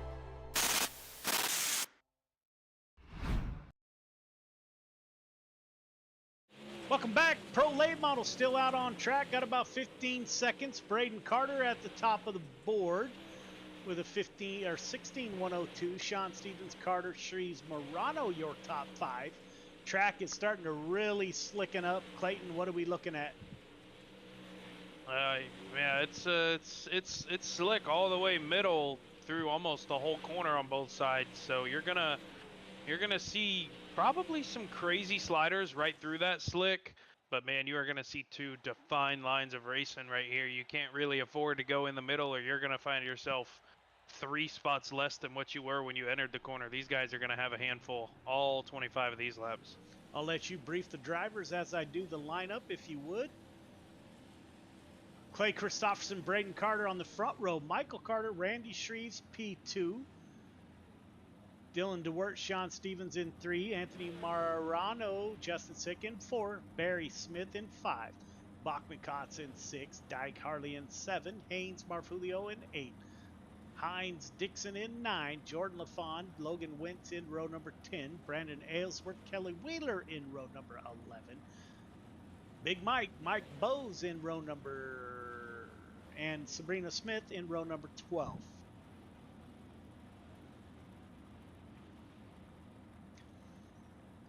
Clay Christopherson and Braden Carter and Michael Carter. 1, 2, 3. Those 3 are the 3 cars that finished on the pole of the 358 race. So here we go. We got 25 laps to get it done.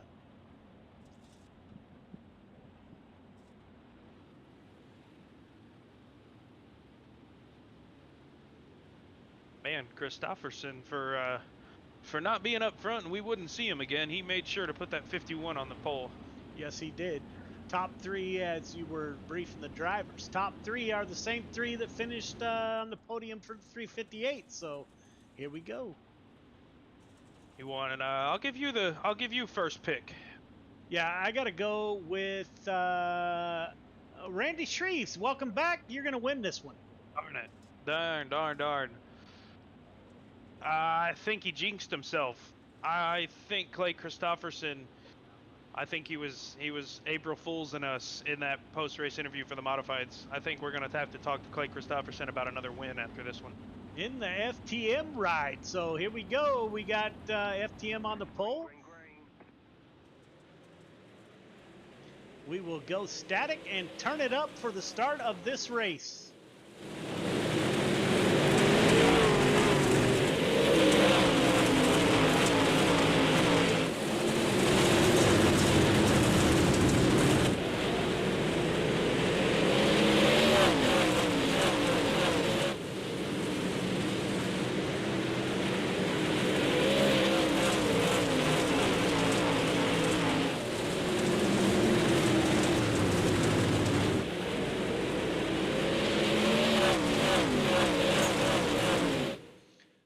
Father-son, 1-2 once again. That's Braden Carter with the lead. Michael Carter in P2.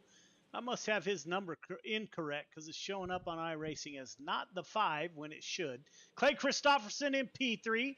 Anthony Morano in P4. Sean Steve. Oh, somebody sideways. That might have been... Yikes, big pileup.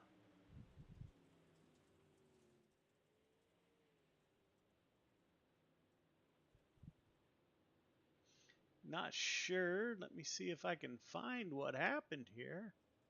Ooh, Randy Shreves hits the slick with the rear tires. Entering 1. Yeah, just hits the slick, slides right up into the 15, turns around there. That is up in front of you.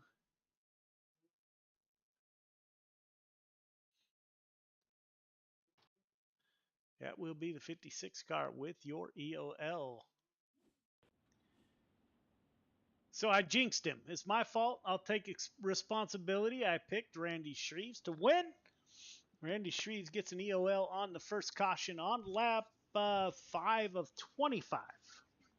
It was looking very good. These guys have definitely cleaned it up. It's a good sign for the rest of the season.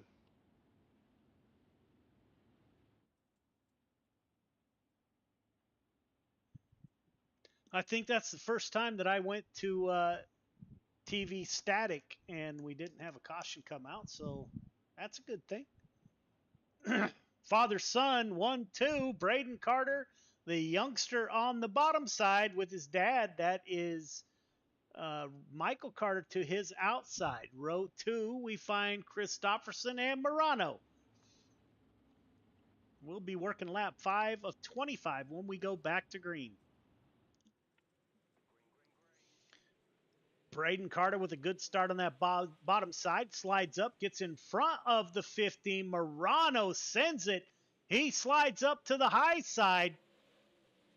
Clay Christopherson's able to hold on. You got side by side now. Michael Carter, Braden Carter. Side by side at the front of the field, father, son.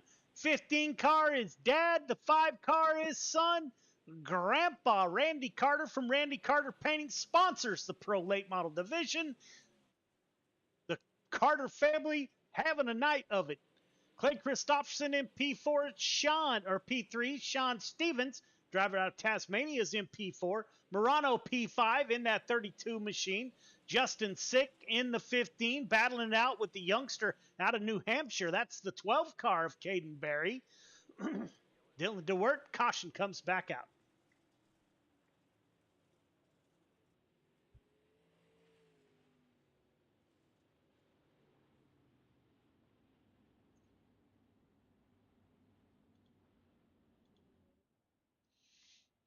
It's like Michael Carter took over the lead, it appears. Braden Carter falling back. I don't know where he's going. Back to the lead. Looks like that car scuffed up a little bit, Clayton. Yeah, I'm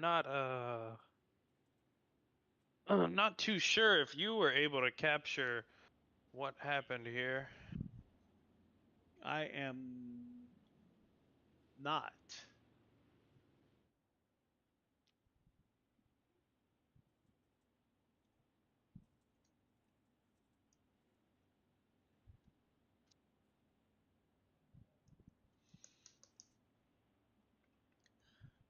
Braden Carter on the pole on the bottom side. His dad to his outside in the 15.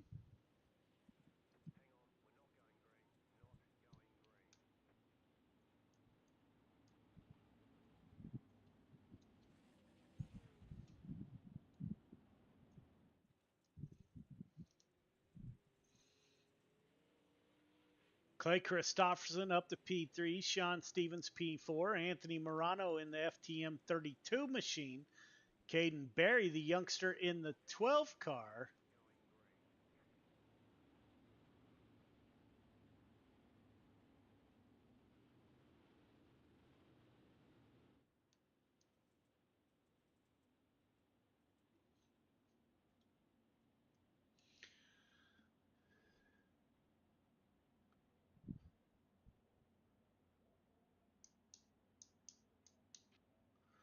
Braden Carter will restart on the inside of his dad. That's Michael Carter to his outside. We will go green this time by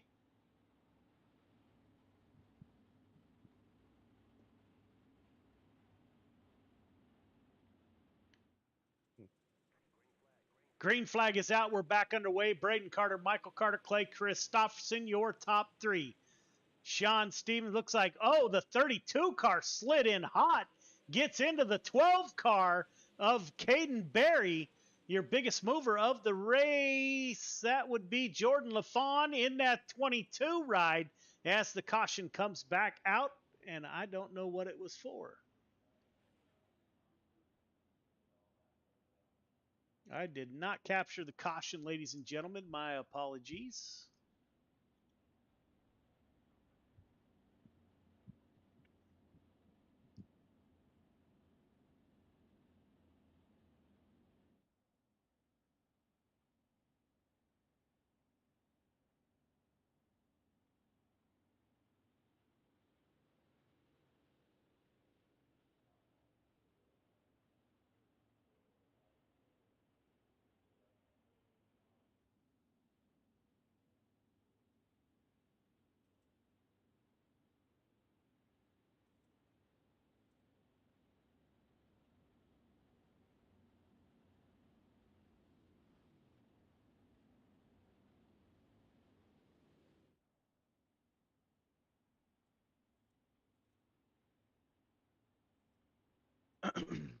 Braden Carter, we're working lap 8. We will be working lap 9 when we go back to green. Carter, front row. CTM boys back at the front. Clay Christopherson, Sean Stevens, Caden Berry, your top 5 as the pace truck exits the track.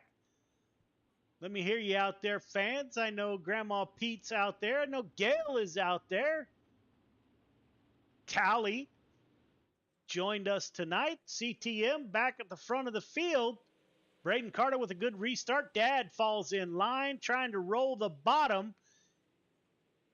Everyone diving for the bottom. We got cars all over each other. Clay Christopherson now with his hands full. The 32 car of Murano is battling it out. Caden Berry in the mix. We're almost 3 wide. Justin Sick in that 15 car. Thought about 3 wide, backed out of it. Caution comes back out.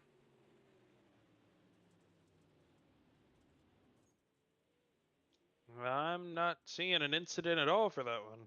I don't see an incident on my iRacing screen either.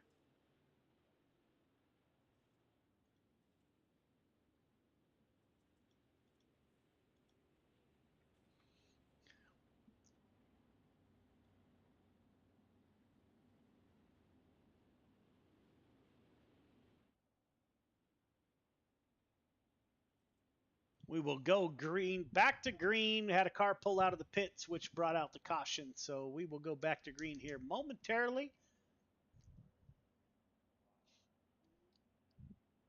I don't know. What do you think Braden Carter thinks about the cautions?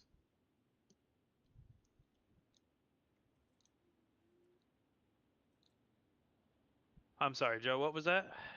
What do you think Braden Carter thinks about the cautions with his dad to his outside and Murano behind him? Oh man, I'm sure he's just as anxious, nervous, whatever you want to call it, as he was in the modifieds. Man, every time he seems to, even if it's a 2-car gap, on Michael Carter is comfortable enough, and he just every time he gets one, something happens. He's having to go back to work every single time. Another restart he has to get on his pops. Another better turn 1 and 2. Man, he's got his hands full in that 05 for sure. Yeah, how cool would it be to be in that house tonight with these two going at it? I don't know. We're going to have to figure out if they're in the separate rooms, I would imagine. Yeah, this is crazy. Back green, Braden Carter with his dad to his outside. That's Michael Carter in the 15. Carter sends it. We got a pile up. Looks like everybody drives away from it. Michael Carter takes over the lead. Braden Carter digging on the bottom side. Michael Carter on the high side. Oh, caution comes back out. I believe I saw Jason Hines go through the fence and out into the parking lot. Yeah, a little. See if he gets any assistance here. Nope, just catches the front stretch. Looks like the right front brakes. And up into the fence, the 66 goes. Working lap 11 of 25. All right, drivers, let's finish this strong. Everybody settle in. Working lap 12 of 25 when we go back to green. Let's settle in, get some green laps in. Good luck.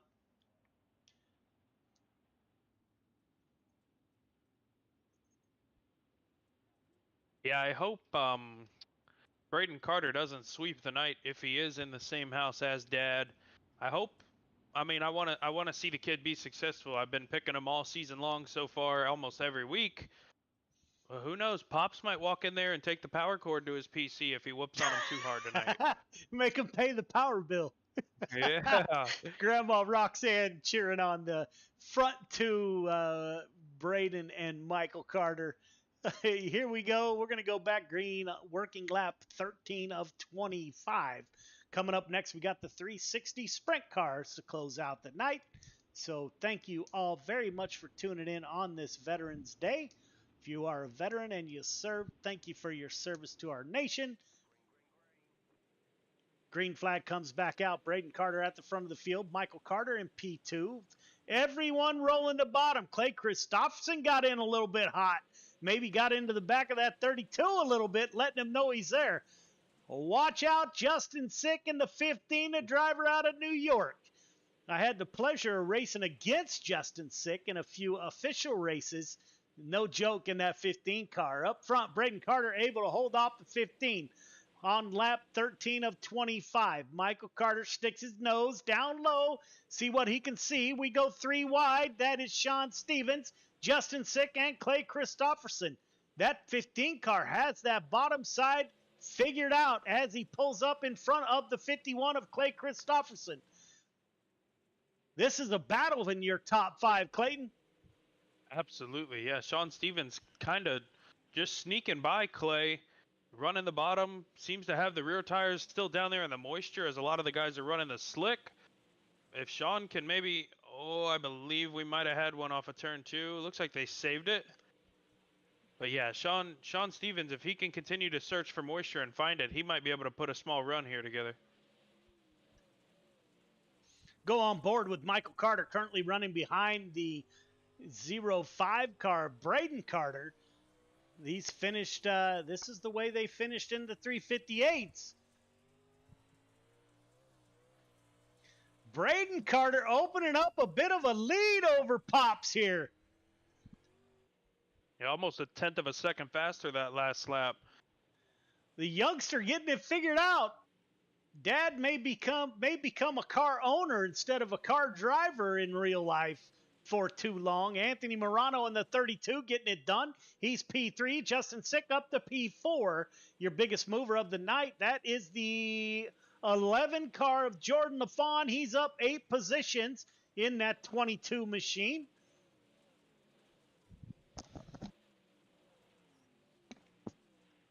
He's got CTM driver Cale Smith right behind him. Jordan LaFawn patiently, and I didn't think I'd ever say that, patiently working through the field as his Boilermakers play on TV tonight. Jordan was going to miss tonight, but agreed to drive that 22 for me since I can't drive it with Mission 22 on board. Caution comes back out, lap 21 of 25.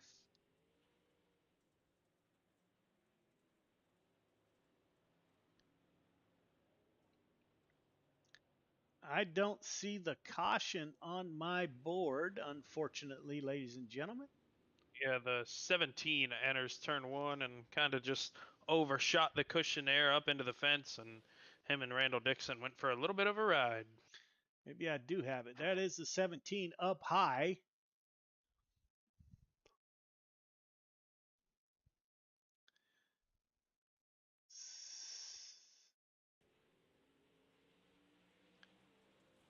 Just slides up on that high side, gets into the outside fence.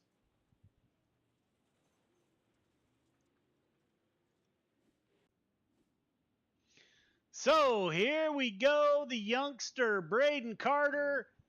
We're going to go single file the last 10 laps. All restarts are single file. Grandma Pete. Jordan is out there getting it done. He is the biggest mover of the night in that Dirt Track Bank GY6RN ride. Mission 22 on board. Absolute pleasure to have Jordan drive that car for me. Grandma Pete, thank you as always for tuning in.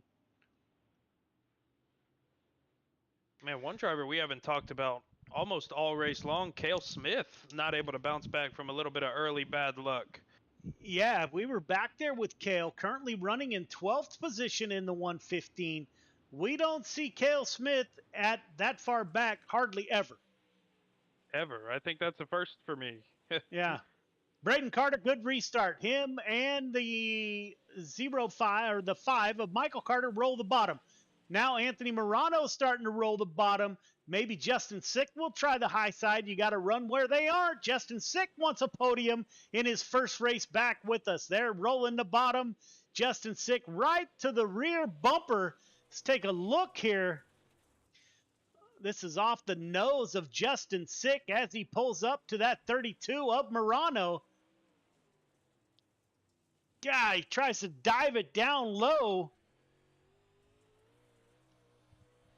Lap 24 of 25 complete. Will Justin Sick have anything for Morano? Braden's going to have to play some defense here. He is glued to the bottom. Dad can't get down there last lap. Come 2 more corners to navigate. You will not be able to move. Oh, he leaves the bottom open a little. Not enough. It will be Braden Carter, Michael Carter, and Anthony Morano, your top 3. Top 3 start finish line, please. Top 3 start finish line.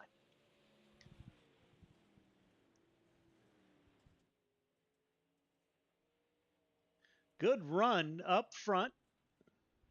Oh boy, do I have some questions for Braden. I will leave that all to you. I will grab Michael. It is currently 8:55. You still want to interview all top 3? Let's grab the winner only. Okay. We will interview only the winner. We will interview only the winner. The 360 sprint cars are out on track. Clayton, as soon as we can get Braden Carter in here. Yes, sir.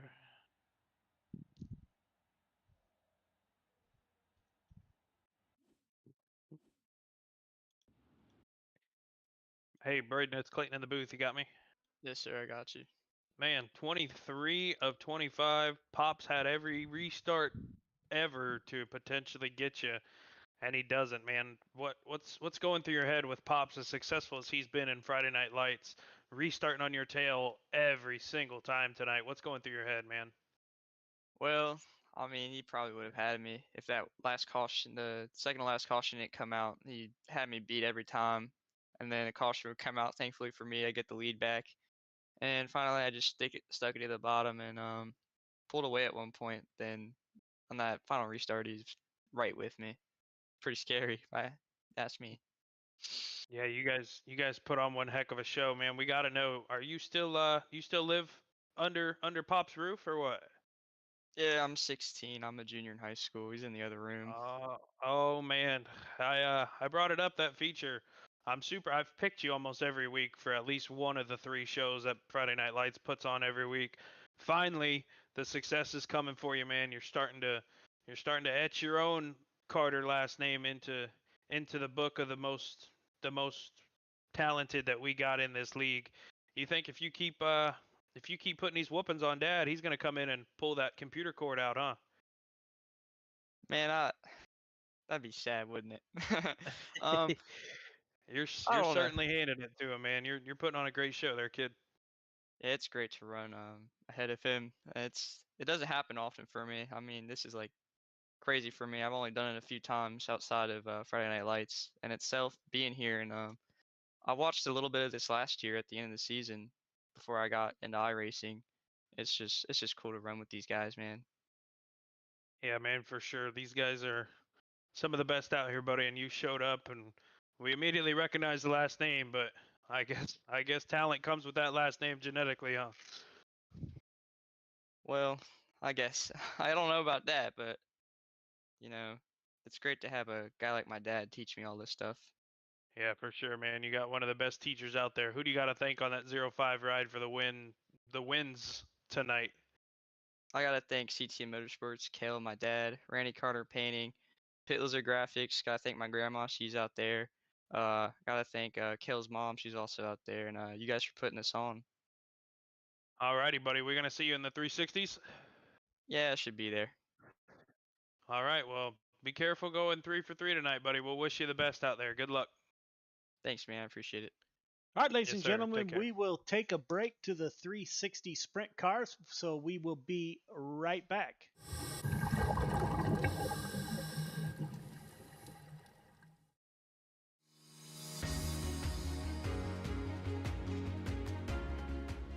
My name's Nick Powers, and I'm the president and lead instructor of Warfighter Scuba.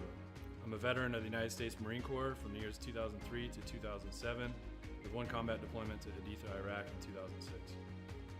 Throughout my time overseas, I experienced a lot of situations that you wouldn't necessarily find yourself in the United States. IEDs, getting shot at, rocket attacks, mortar attacks, you name it, it happened. When I got out of the Marine Corps in 2007, I tried to adjust back to civilian life, and the whole time you're in, you just can't wait to get out. And when you get out, you start to realize, did you make the right decision? 9 times out of 10, most of the guys that get out, they immediately plummet into a depression cycle because you don't have that structure anymore that the military provides you. And this hit me super hard.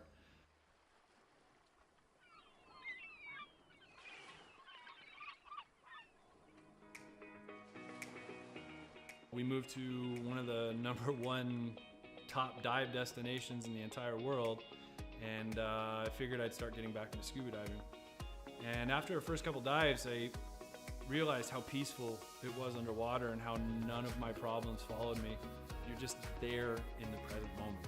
I had the idea for Warfighter Scuba, and I kind of hinted at it, and they said, "You go for it." And that's basically how Warfighter Scuba was born.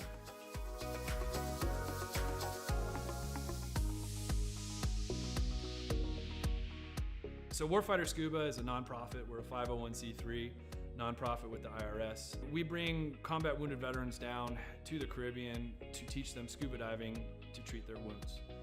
Whether their wounds are physical or mental, such as PTSD, scuba diving is a extremely therapeutic activity for mental stressors and for physical ailments. Mentally, as soon as you go underwater, your body just reacts. It's not normal. You're not meant to breathe underwater. Automatically puts you into the present moment.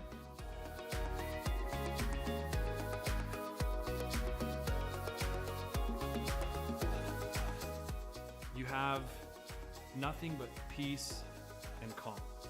This ability to separate yourself from reality really allows veterans to find out what their trigger mechanism might be for their particular mental stressors.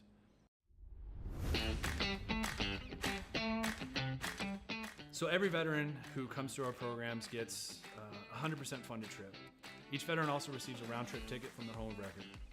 That ticket will bring them straight into Roatan, and their entire week stay, their hotel, their meals, their snacks, everything's paid for. And so that veteran can get an entire week away from reality and completely separate from any kind of problems they might be facing at home. So each veteran receives very private and intimate training sessions when they come down to Roatan. We first start in the pool. We do some confined water skills. We'll then switch out to the open water dives. From that point on, it's not even training anymore. It's just fun. It's learning on a level that I don't think most people have experienced before. We do all the certifications for them that we can in a week at their pace, from open water to full face mask to nitrox.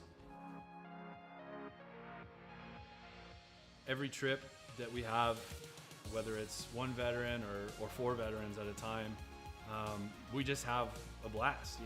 There's no bad karma. We've seen sharks, we've seen turtles. We've seen 4 eagle rays at once. Just the things that happen when we're in the water together are truly, they're just unbelievable. The dedication that these vets have now to scuba diving and to wanting to come back and to help other veterans experience what they've experienced, it hits me in the heart more than most things have ever hit me in my heart. It's truly an honor to take these heroes into the water. It's really cool to see the transformation that happens to them, from being, oh my gosh, I don't know if I'm gonna be able to do this.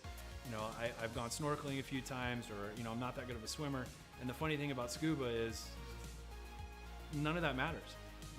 You're completely weightless in the water. You could come down and have 0 experience in the water and be one of the better scuba divers out there.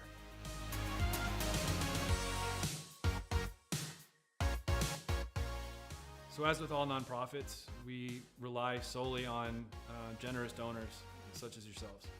None of these programs could exist without people who are willing to give some of their hard-earned money up to save veterans who might be struggling with everyday life and have that unfortunate thought of suicide. 100% of every dollar that's donated goes directly to the veterans. I personally, myself, I do not take any kind of money. All my time is donated. There's no salary to anybody who's on the board or any staff positions in Warfighter. Donations can be made on our website at www.warfighterscuba.org. And remember, every donation is 100% tax deductible. Welcome back, ladies and gentlemen. 360 sprint cars are out on track at Lincoln Speedway for your nightcap. Getting ready to call the drivers off the track. All drivers clear the track. All drivers clear the track, please. Jason Haynes at the top of the board. Matt Grimm, P2. All right, drivers, welcome to 360 Sprint Cars here at Lincoln Speedway. Initial starts are on the green flag, restarts on the leader. Leader picks inside or outside, must make that declaration before the one to go is given. If you bring out 2 cautions in any race, you will be asked to park it for the night. Don't call out other drivers, the broadcast, the admin on race comms or social media. You will be suspended. We do have sponsorship available for the 360 Sprint Cars. If you want your name associated with the Dirt Track Bank Friday Night Lights, let us know. We'll hook you up. Quick Time Award, $10 each week, payable in week 16. Whoever gets Quick Time will get a $10 bonus. Intentional contact is never acceptable at any time. Discord, if top 3, make sure you go up for a Discord interview. If you don't, you'll get an EOL next week. We have changed it to 12 incident points from our typical 20. If 12 incident points, you will be disqualified from the race. Single file with 1 to go. Of course, sprint cars are all single file restarts. Any questions, comments, or concerns? Now would be the time.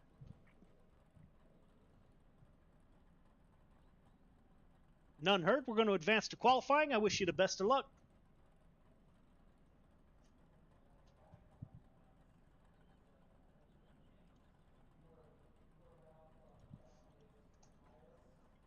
All right, Clayton, we stepped up from the Pro Late Models, and we're here with the 360 Sprint Cars. We've had a great night so far. What are you expecting? You told me during the break you were actually running a 360 Sprint car here on the track. What are your thoughts? Oh yeah, it's definitely something new to me. I've driven the sprint cars quite a bit on the sim. I'm no pro, but I've never actually had to use the brake pedal unless maybe a 410, but the 360 just enters so hard into the corners here. If you're too soon on the throttle off the corner, you just break all traction. It's like you're towing a train off the corner if you spin them. These guys are going to have to be very careful with both feet tonight. Very, very fast, but yeah, to be fast, it's going to take a lot. Yeah, Caden Berry out on track in the 12 car. Looks like Sabrina Smith with your quick time. Didn't last long. Wyoming driver Matt Grimm, 14.249. Much faster than what we've seen out of the other cars. Randy Shreves in the 56 to the top of the board. 14.223 for Randy Shreves. Matt Grimm on his second lap takes it back. 14.172. Can Shreves return the favor? Caden Berry, top of the board. The youngster in the 12 car, 14.135 for the youngster out of New Hampshire. Top of the board, Sean Stevens in the 26, fourth quick, 14.261. Heath Dyke on track, driver out of Australia, 14.284. Sean Stevens wraps up fourth quick. Brandon Aylesworth, driver out of California, eighth quick, 14.314. Braden Carter, he wraps up 14th quick, 14.388.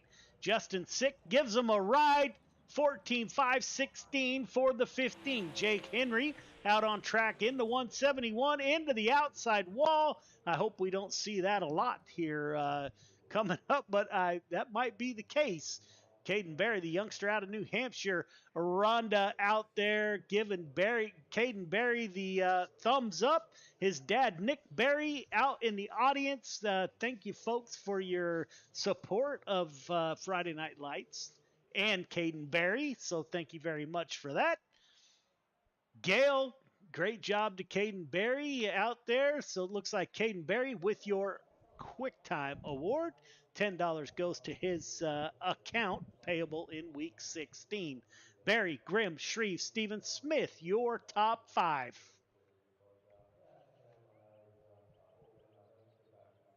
We're still waiting on Andrew Harley to come out on track.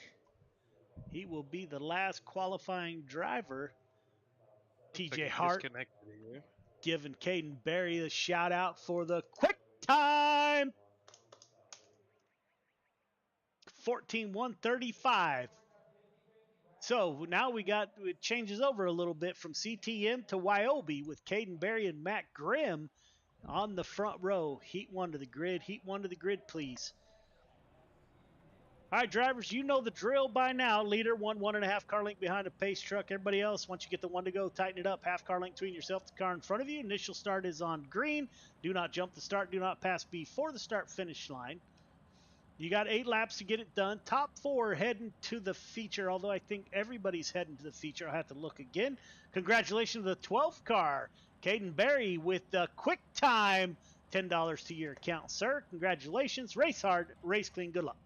Caden Berry, Sean Stevens. We got a Wyobe front row. Anthony Morano, Brandon Wright in row 2.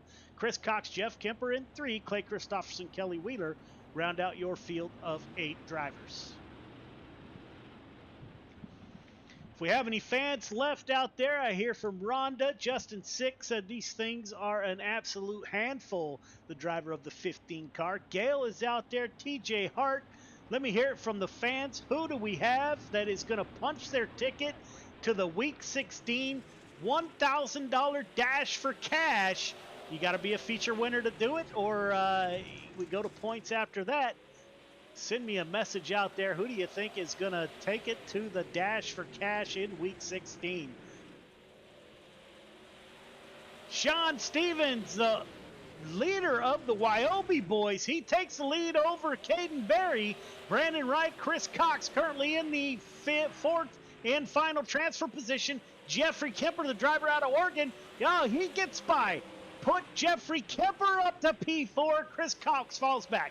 Clay Christopherson in the 51, Kelly Wheeler and Anthony Morano did not make the grid. I tell you, Clayton, once that 26 car gets out front in a sprint car, it could be lights out, but Caden Berry's going to give it a go. Oh, yeah. Sean Stevens has just showed absolute dominance last season with the sprint cars. Then we met Caden Berry, Matt Grimm. Oh, Jeffrey Kemper's around in turn. Contact between the 515 and the 181. See if we can catch what happened here. Replays brought to you by the Dirt Track Bank, who also brought you this whole show. If you guys ever have the time, you can go online to the Dirt Track Bank, leave them a message, and let them know you appreciate what they do for the online community. We were the first online series that they decided to sponsor. They do a whole bunch of real racing stuff. So if you have the time, greatly appreciate. Maybe you contact them online, leave them a message that you appreciate what they do for these guys. All that $1,000 dash for cash, everything, the Dirt Track Bank has covered that. So greatly appreciate Jay Burdick, the president and CEO of the Dirt Track Bank. Super, super people to deal with.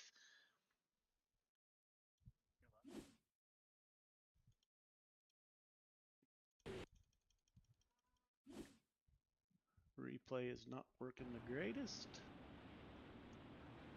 Sean Stevens at the front of the field. All sprint car restarts are single file. We're working lap 5 of 8. We had 24 cars enter the 360 sprint cars. We did move up from the 305 sprint cars to the 360s. So we don't have as big of numbers as we have had, Clayton, but I'm sure hoping the racing comes around. Yeah, for sure. These sprint cars are awesome with the right group of people, and I'd love to see. I like seeing nice full field. Sprint cars are pretty crazy to watch, man. These things are nuts.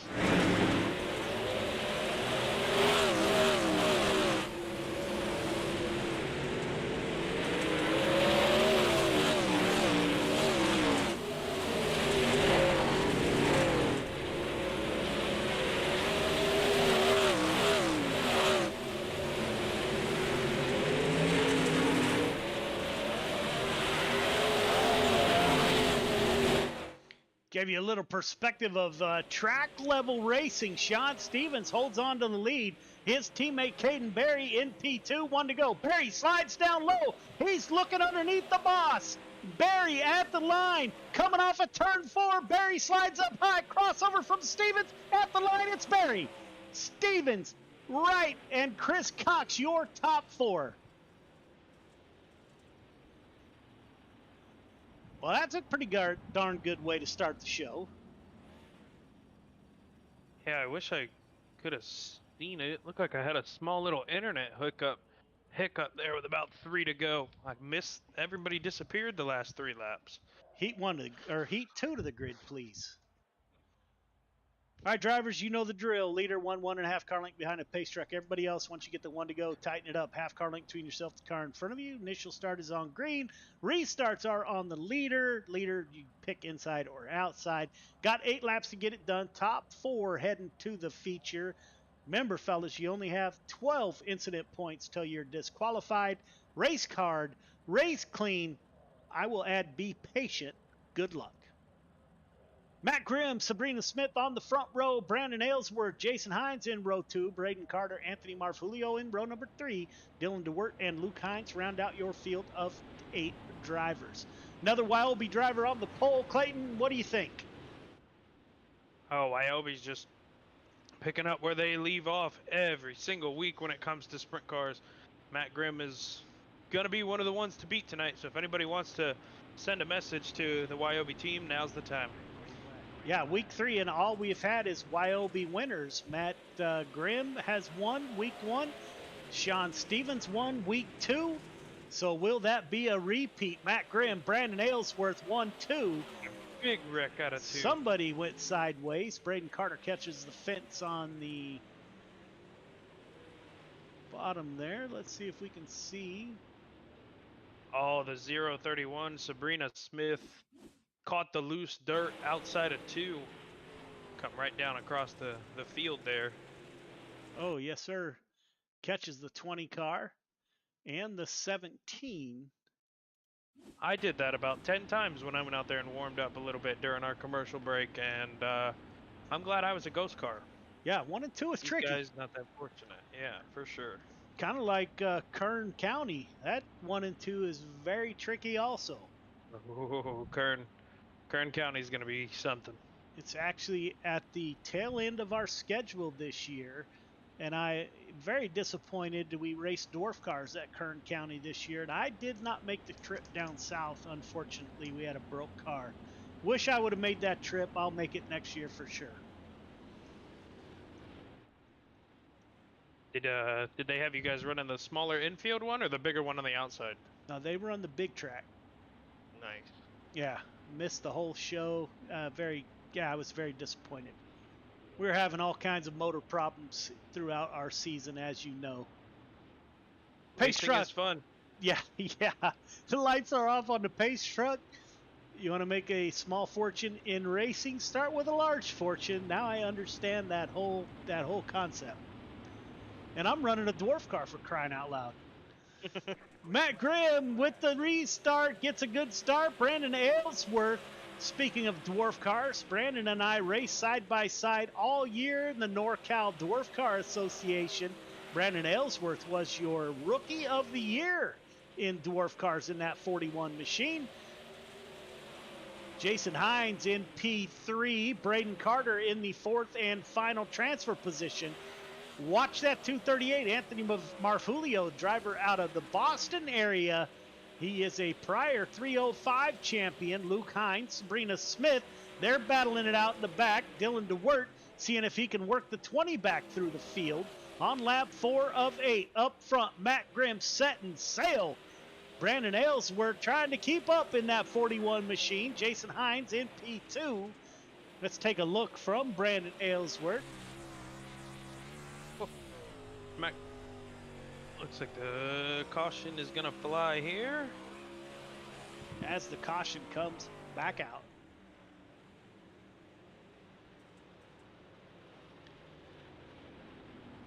Caution breeds cautions, as they say, I suppose. Yeah, the second one for Sabrina Smith's night. Gonna have to park it. Yeah, that last lap right there before the caution flew, 14 fours and fives through the whole field, and Matt Grimm set a 14-16. 0.3 of a second on the field that last lap. Matt Grimm definitely has Lincoln Speedway figured out tonight. Yeah, he's a prior champion in sprint cars for Friday Night Lights. Driver out of Ohio. He is absolutely no joke. There was no mistake when Wyobe picked him up as a driver. He's got that thing on rails every single week. Roxanne Jones, Grandma Roxanne out there cheering on that 05 of Braden Carter, seeing if he can three-peat, sweep the weekend. It'd be a great weekend for the Carter family if the Carter boys can sweep the weekend. Dad taking the sprint cars off, so he's going to, I know they went hunting last week. I don't know if they're hunting this week or not, but no Michael Carter in the field or Cale Smith. Green flag is back out on lap 5 of 8. We're back underway. Great restart by Matt Grimm. Brandon Aylesworth sends it in, gets into the outside wall. Braden Carter, he's in 4th position. Anthony Marfulio is up to P3. Move the 238. Does he have anything for Brandon Aylesworth? Current or prior champion in our first season of Friday Night Lights, the 238 of Anthony Marfulio. 1 lap to go. Matt Grimm setting sail up front. Brandon Aylesworth in P2. Let's watch Matt Grimm. 2 corners to navigate. The 91 car, driver out of Ohio, gets into the fence, coming off a 4. It will be Grimm, Aylesworth, Marfulio, and Carter. Your top 4 that will transfer.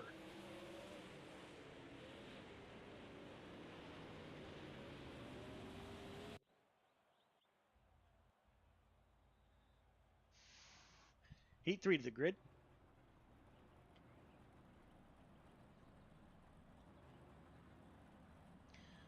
All right, drivers, you know the drill. 8 laps to get it done. Top 4 transferring to the show. Everyone else going to a B main. Race hard, race clean. Good luck. Randy Shreves, Heath Dyke on the front row. Kurt Schatzer, Logan Wentz in row number 2. Dylan Kinsey, Justin Sick in row number 3. Jake Henry and Andrew Hardy round out your field of 8 drivers. Well, we will have our first not Wyobe heat race winner out of this heat. Out of the night, that's right. I think we had 24 cars. So we might, this might be the last heat race, and no B main possibly. Randy Shreves, the 56 car, also a past sprint car champion at Friday Night Lights. Heath Dyke, the driver out of Australia, he's in P2. My teammate driver out of Pennsylvania, Kurt Schatzer in that 18 car, sponsored by Schatzer Roofing. Dylan Kinsey in the 83. He's up to P4. Logan Wentz, the 018, wants to get up there and transfer into the feature. Justin Sick, who sent us a message saying these things are a handful. Looks like the 15 car didn't take him long to figure it out as he slides that high side. Lap 3. Whoa. Randy Shreves has company. Contact made. Will the caution come out? Looks like Shreves got in the back of Heath Dyke. Caution comes out.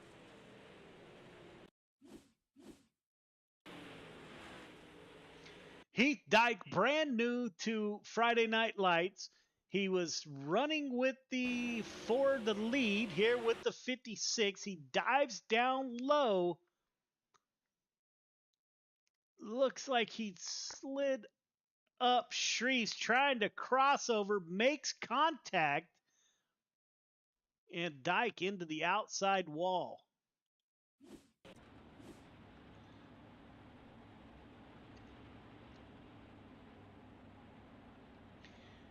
So the newcomer, Heath Dyke, accepts responsibility, takes himself in EOL. He will start at the rear of the field in that 36 machine. Heath, welcome to the show, and thank you. Go ahead. We're not even halfway there, and he was just pressuring Yeah, he's not Wyobi, but Randy Shreves is no slouch in a sprint car either. I think Heath can maybe pick him up a few positions here, hopefully finish with a top 3, maybe top 4, and secure himself in a decent spot for the future. Yeah, I believe the same. And if I'm not mistaken, we will go straight to the feature. We have Randy Shreve, Schatzer, Wentz, your top 3. Justin Sick in the 15 in the last final transfer position. Randy Shreve's been working out of town for the last few weeks, so this is first week with us in the 56. He's been with us for quite a few seasons. Randy Shreves, Kurt Schatzer at the front of the field. Good restart by Shreve. Schatzer working the bottom side to perfection. Gets good bite off the bottom. Logan Wentz, Justin Sick. Now the 83, watch out for Dylan Kinsey as he wants to get in that top 4. He pulls to the outside of Justin Sick. Sick coming off the bottom is able to hold him off for now. Randy Shreves up front. Kurt Schatzer, comfortable P2. All the action's going to be right here. Logan Wentz gets by. Justin Sick trying to hold off Dylan Kinsey. Here comes Heath Dyke. We spoke about him earlier on lap 7 of 8. Dyke trying to come back through the field. Up front with 1 to go. 56, Randy Shreve. Schatzer rolling the bottom about as good as I have seen it all night. Tries to pull up side by side. Schatzer on the bottom. Will he get drive off the bottom? He gets in the slick. It'll be Shreve, Schatzer, Sick, Wentz, your top 4. Heath Dyke drove back through the field, was able to make it back to P5 and almost transferred. 3 minutes of warm-up. Ladies and gentlemen, we do have 3 minutes of warm-up. We will be right back.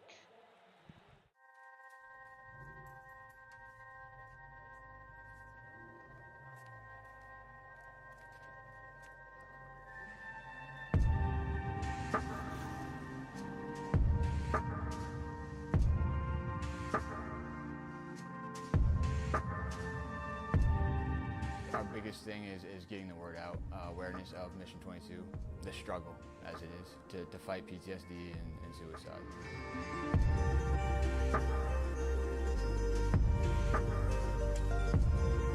My name's Corey Decker. I'm the state representative for Mission 22. This year's been great. We got a bunch of great guys that have gotten together and decided to create this rally. The word's getting out, and it's turning into quite an event where we can actually help a lot of veterans.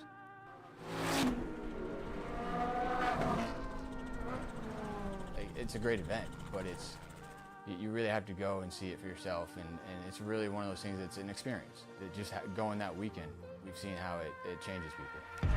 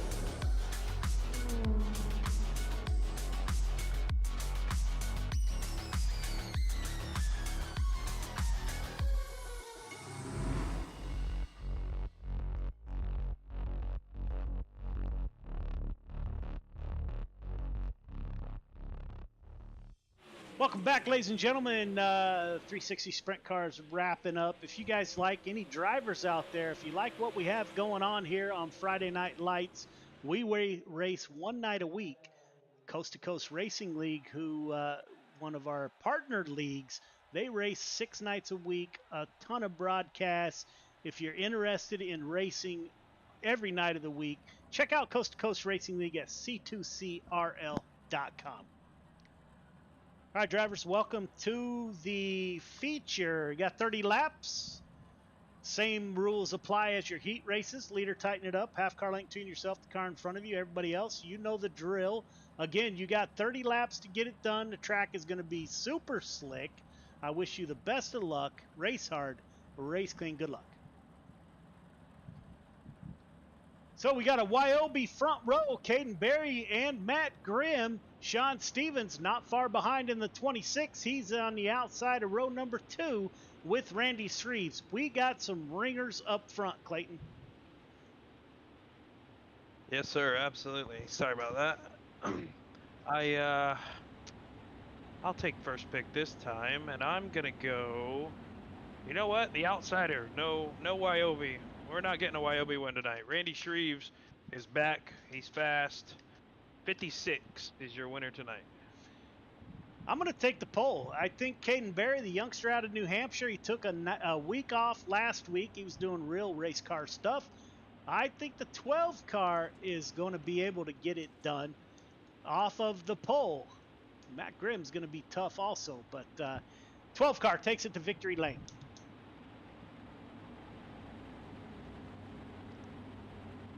Pace truck is off. We're getting ready for lap 1 of 30. Let's turn it up right off the bat.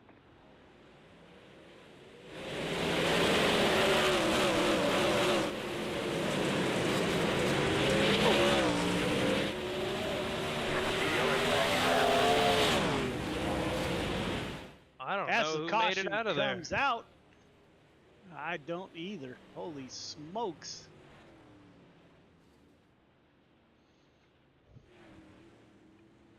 Caden Berry will keep the lead.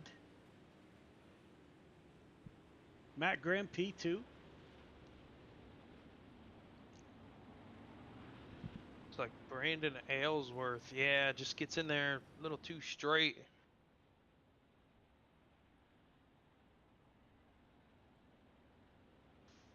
There's more cars on pit road than pacing behind this pace truck right now. Everyone gets one quick repair. They're trying to get back out on track.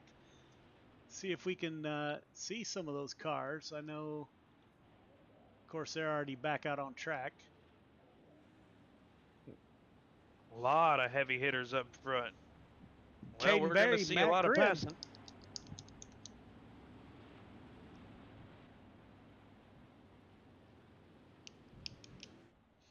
All single file restarts. Guess what lap? I didn't want to look. Lap 3. Historically, our worst lap.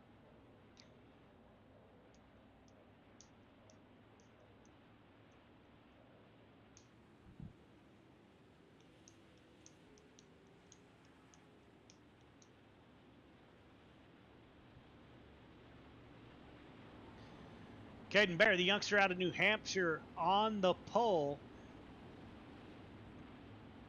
Wait for Caden Berry to post his merch on our Discord page so I can order a t-shirt from the 12 car. Anybody else, drivers from Friday Night Lights, if you have merchandise for sale, iRacing or real racing, we do have a merch folder in Discord. Please put your link on how folks could get their hands on that. Trying to help you out a little bit.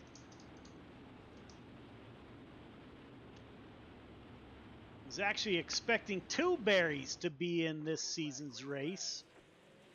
As Caden Berry's dad, Nick, is no slouch in a sprint car either. So hopefully we'll have both the Berries in here for too long. Caden Berry at the front of the field, holding off Matt Grimm, opening up a little bit of a lead. Chris Cox rolling the bottom in the 515. He's making that work. 36 car of heat Matt Grimm's died. in the wall. Matt Grimm does get the wall. He continues on. Don't know how much damage he did to that 91 ride. Now Caden Berry has Chris Cox to contend with. The youngster out of New Hampshire in the 12 car. All by himself at the front of Berry gets into the outside wall. Matt Grimm, he falls back to P3. Watch that 36. That is newcomer Heath Dyke. He's working his way through the field. Dylan DeWert in the 20 car. Had a rough night, not all by his doing, getting caught up in a few incidents. Sean Stevens in the 26, starting to come back through the field. Dylan Kinsey. Go ahead. He has. Oh, he just got turned.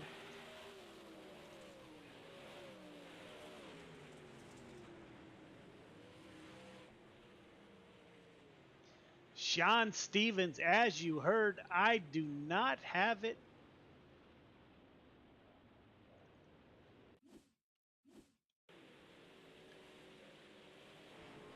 Man, he came through half the field in 5 laps.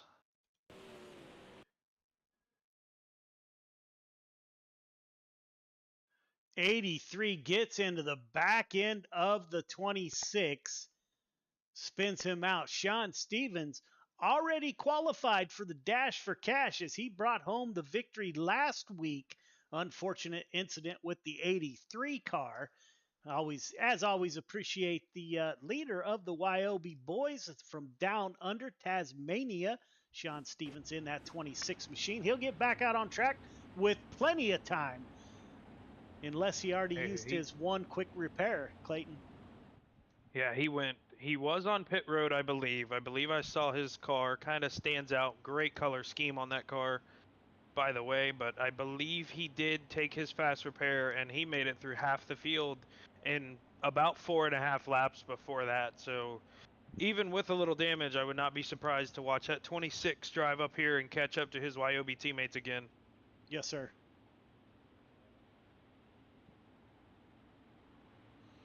Caden Berry still at the front of the field. Chris Cox, Matt Grimm, your top 3. Wentz, Dyke in the top 5. DeWert, Haynes, Morano, Kemper, Marfulio in the top 10. Good restart by the youngster out of New Hampshire. Caden Berry to the front of the field. Chris Cox, he slides up high. Matt Grimm, YOB driver, slide job coming. He's able to get in front of Cox and covers the bottom. Matt Grimm down on the bottom side. Chris Cox on the high side. Logan Wentz, Heath Dyke. Dyke is up 10 positions from his start. Your biggest mover is the 238 of Anthony Marfulio, currently up, or Anthony Morano, my apologies, currently up 14 positions, and we'd be remiss if we didn't go on board. Sherry is now in 2 locations, both covered by a roll bar, Anthony. I had to send him a message this week. His wife Sherry on board that 32 machine, as she always is. Up front, Caden Berry setting sail. Matt Grimm, he pulls up. Somebody slow. That one was Chris Cox, I believe. Excuse me. I saw it live again. Loose Somebody, dirt. yeah. Yeah, loose.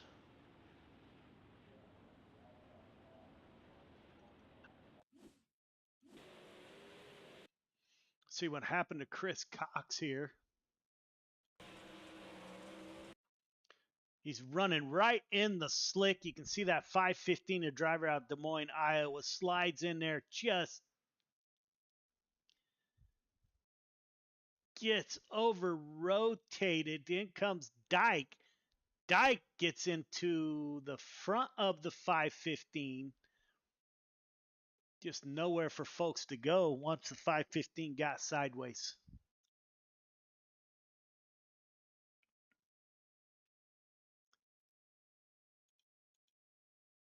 We're gonna have to stop commenting on the guys that are driving through the field. Every time we pick one, it seems that lap they get involved in something. Yeah. 12 car, I'm going to ask you to be a little closer to the pace truck, please. 12 car, close up on the pace truck, please. Caden Berry at the front of the field. Matt Grimm, P2.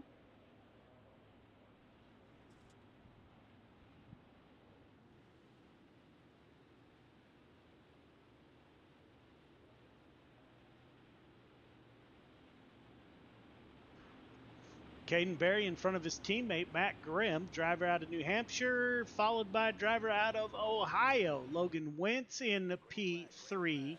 Heath Dyke in the 36, giving it a ride. Driver just joined Friday Night Lights tonight in that 36, running right through the slick stuff and making it work. Anthony Marfulio continues, or Morano continues his march through the field by rolling that bottom. Jason Hines up 12 positions, driver out of Canada in the 66. He's up to P5. Other notable drivers, Heath Dyke is up 11 in the 36. Caden Berry and Matt Grimm. I imagine those two will run nose to tail until it's time to hammer down. Berry quickest last lap, 14.589 to a 6.89. Berry now starting to pull away from Matt Grimm, Clayton. Yeah, for sure. Caden's come back with a vengeance after missing last week. That 12 car fastest lap on track by a whole 10th over his teammate and the rest of the field. Something's going to have to change if Matt Grimm wants a shot at Caden Berry right now. Working lap coming to 16 of 30. Braden Carter in the 5 car. Three-peat. If he wants to three-peat for tonight, the first time ever, he's going to have to get going. However, the caution has come out once again.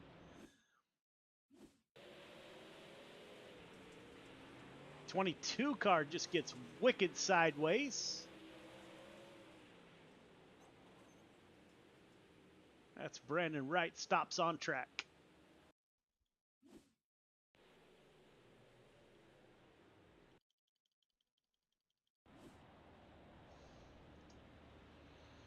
Caden Berry at the front of the field. Caution brings his teammates back to his rear tail tank.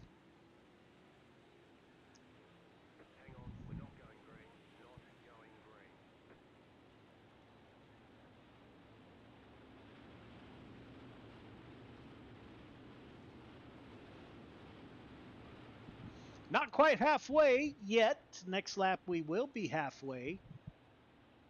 Berry, Grimm, Wentz, Dyke, Hines, your top 5. I've watched Anthony Morano, Clayton. When he started at Friday Night Lights, man, he could not run in the front of the field. I have watched him come through the Coast to Coast Racing League week in, week out. The 32 car is finding his way to the front of the field. Great to see. Absolutely. Anthony impressed me big time when I saw on social media that he was teamed up with FTM. I don't know what those guys got going over there, but Anthony out of nowhere, just tremendous speed and talent. I mean, I knew he had it. I've seen it at times, but he got very fast, very quick. Looks like Brandon Aylesworth. Take a look at what happens. Oh, something with Randy Shreves and Sean Stevens. That will be Aylesworth's second, I believe.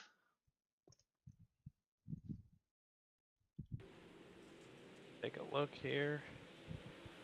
It starts with Randy Shreves. Oh, Randy and Sean Shreves. Stevens. Yeah, Randy Shreves on the bottom side.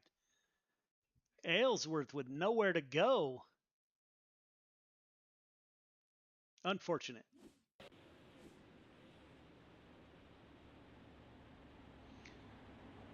So run into a little bit of a caution bug here.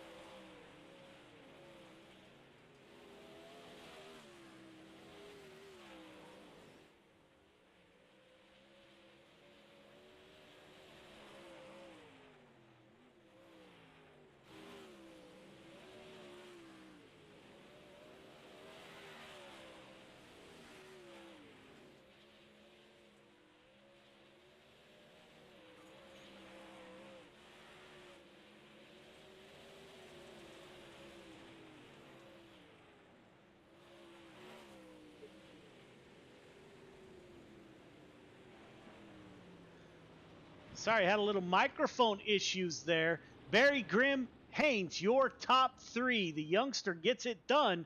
Driver out of New Hampshire. Got the fan club out there cheering him on. All right, drivers, don't forget to go up for your interview. Good run. We will get a word with your top three here momentarily.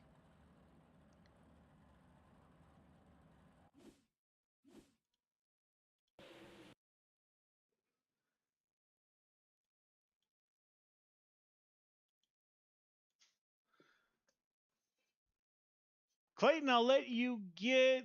You got Jason Hines? Jason Hines, yes sir. Hey Jason, it's Clayton in the booth. You got me? Yeah, I got you. Man, what a run for that 66 sharp looking ride. So used to the white and red, man. Come out with a new scheme, go 17th to 3rd. How'd you get it done in that 66, man? Patience, lots of patience. I hear that, man. You put on one heck of a show coming through the field, man. We it's good to see you back, man. I know we got to interview you quite a bit last year. Got to sit down and talk to you a few times, man. Fun guy to talk to and be around, man. You're welcome here anytime, buddy. It's good to see a good run for you. Who do you got to thank on that 66 ride tonight? I got to thank Lead Artwork, Jaden Lapp there, everybody at Smoky Mountain Grassroots. You guys for putting on the show, and I just want to give a shout out to all the veterans out there. I know things are rough all over the world right now, so just thinking about all those guys that are serving all of our countries right now. Absolutely, man. Each and every one of them are in our thoughts and prayers. Well, congrats on the congrats on the run, and hopefully we'll be interviewing you again. A couple more spots up on that leaderboard. That'd be nice. All right, buddy. Enjoy your weekend. We'll see you next week. Later, guys.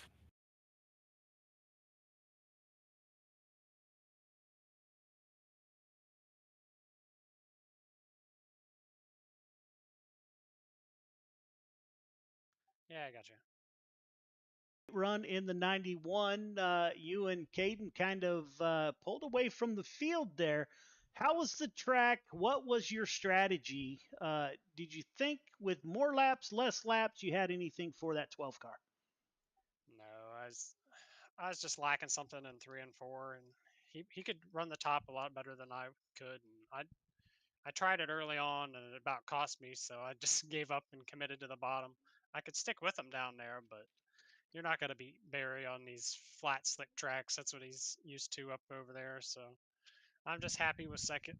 Lincoln's not really been my favorite track, so it's a good race. Yeah, pretty tough track, man. You're already in the dash for cash if you run in 10 of our races. So no huge pressure, but man, you can't tell a real race car driver no pressure as you brought that 91 home. In Victory Lane 2 weeks ago, we've had Wyobe week 1, 2, and 3 winners, man. So good on you, my friend. Who do you want to thank on that ride for your drive to a podium finish? I'll thank all the guys at YOB. Congrats to Caden on the win. Speed Factory Sets, LCJ Carpentry, Catalyst and Computers, Stingray Rock Tools Australia, King Race Designs. You guys for putting the broadcast on and doing everything you do for this league. I didn't get to watch much of the other 2 races, but sounds like everything went a little better than the last couple of weeks, especially given that it's Lincoln. Yeah, man. You know, we were hurting, and I was super worried about coming here to Lincoln, but it kind of played out okay. I can't wait to get to some of the bigger tracks, or maybe we're back in the groove as we were the past seasons with some of the best racing and some of the best drivers on the sim, man. So thank you for participating, my friend. Another podium finish. Congratulations, and I wish you a great weekend. Thanks, man. You too. You bet. Caden, it's Clayton up in the booth. You got a copy? Yeah, I got you, man. Man, you skipped last week out doing some real racing, I would assume, if I know that 12 team. And you come here and you lead all 30, man. You can't dominate a race any better than what you did tonight. How'd you get it done in that 12 car?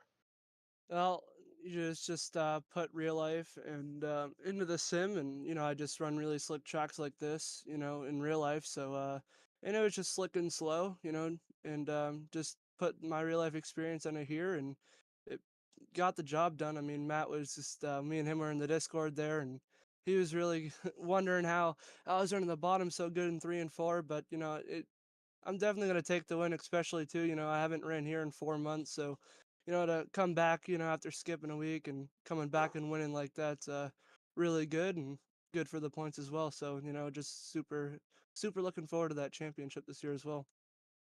Yeah, absolutely, man. Locked into the dash for cash and championship points. I'm sure will continue to stack up for you. Who do you got to thank on that 12 ride tonight for getting it done? I gotta thank Team Lyobe, and seriously, just can't thank my mom and dad enough. What they all do, and first off, I also gotta thank God as well. Because without Him, I wouldn't be here either. And just gotta thank my Nana and Grampy, my CC, and my great Grammy Rider, and just gotta thank the YOB sponsors: Cataclysm Computers, CNC Racing Designs, Speed Factory, LCJ Carpentry, King Race Designs, and then Stingray Rock Tools Australia. And I also want to thank you and Joe for broadcasting and doing all the admin. Appreciate it. Absolutely, man. Anytime. Well, congrats on that win tonight, buddy. Way to dominate. And I'm sure next week we'll be talking to you again. Thank you. Sounds good, buddy. Have a good weekend. All right, buddy. You too. All right, ladies and gentlemen, that's a wrap for week number 3. Clayton, my final thoughts are I'm not sure all the caution issues we've had the past couple of weeks. I'm not sure if it was the lowering the incident points to 12. I'm not sure if it was the drivers finally getting tired of all the caution laps. I thought we saw some really good racing, especially here at Lincoln, which scared the daylights out of me. Yeah, I thought the racing was much better than the past couple weeks. What are your final thoughts for the night? Yeah, same here. It seemed that the 12X kind of got everybody to tighten it up a little bit. Saw a lot more, respect between drivers. Not a lot of crazy sliders cutting noses off of each other. Not a lot of, just door banging. Still got to work on the lifting when the caution comes out, but everybody's a race car driver on the sim. All you know is gas to the floor and turn the car. So, man, we got to get that worked out a little bit better. A lot of people getting damage to their car after the actual wreck has already happened. So I'd love to see that get a little bit better. But other than that, I mean, the respect is there again. The incident limit just I don't know if that was the main thing, but it seemed to fix a lot of the issues that have been going on the first couple of weeks, and I'm stoked. I hope this wasn't a one-off good race. I hope the guys can perform even better than they did tonight next Friday and continue, to build that momentum and build the persona that this league really is. Some of the best here putting on shows like that in the first couple weeks doesn't show it, but tonight those guys really came through and put on great shows all through the night. Yeah, man. And on this Veterans Day, as an active duty Navy member, I thank you for your service and all of our veterans out there. Thank you for your service to our nation on this Veterans Day. Thank you, everybody, for tuning in. And we will be back the same channels, the same time next week. And can't wait for that. And again, I wish you all a great Veterans Day weekend, and we'll see you next week.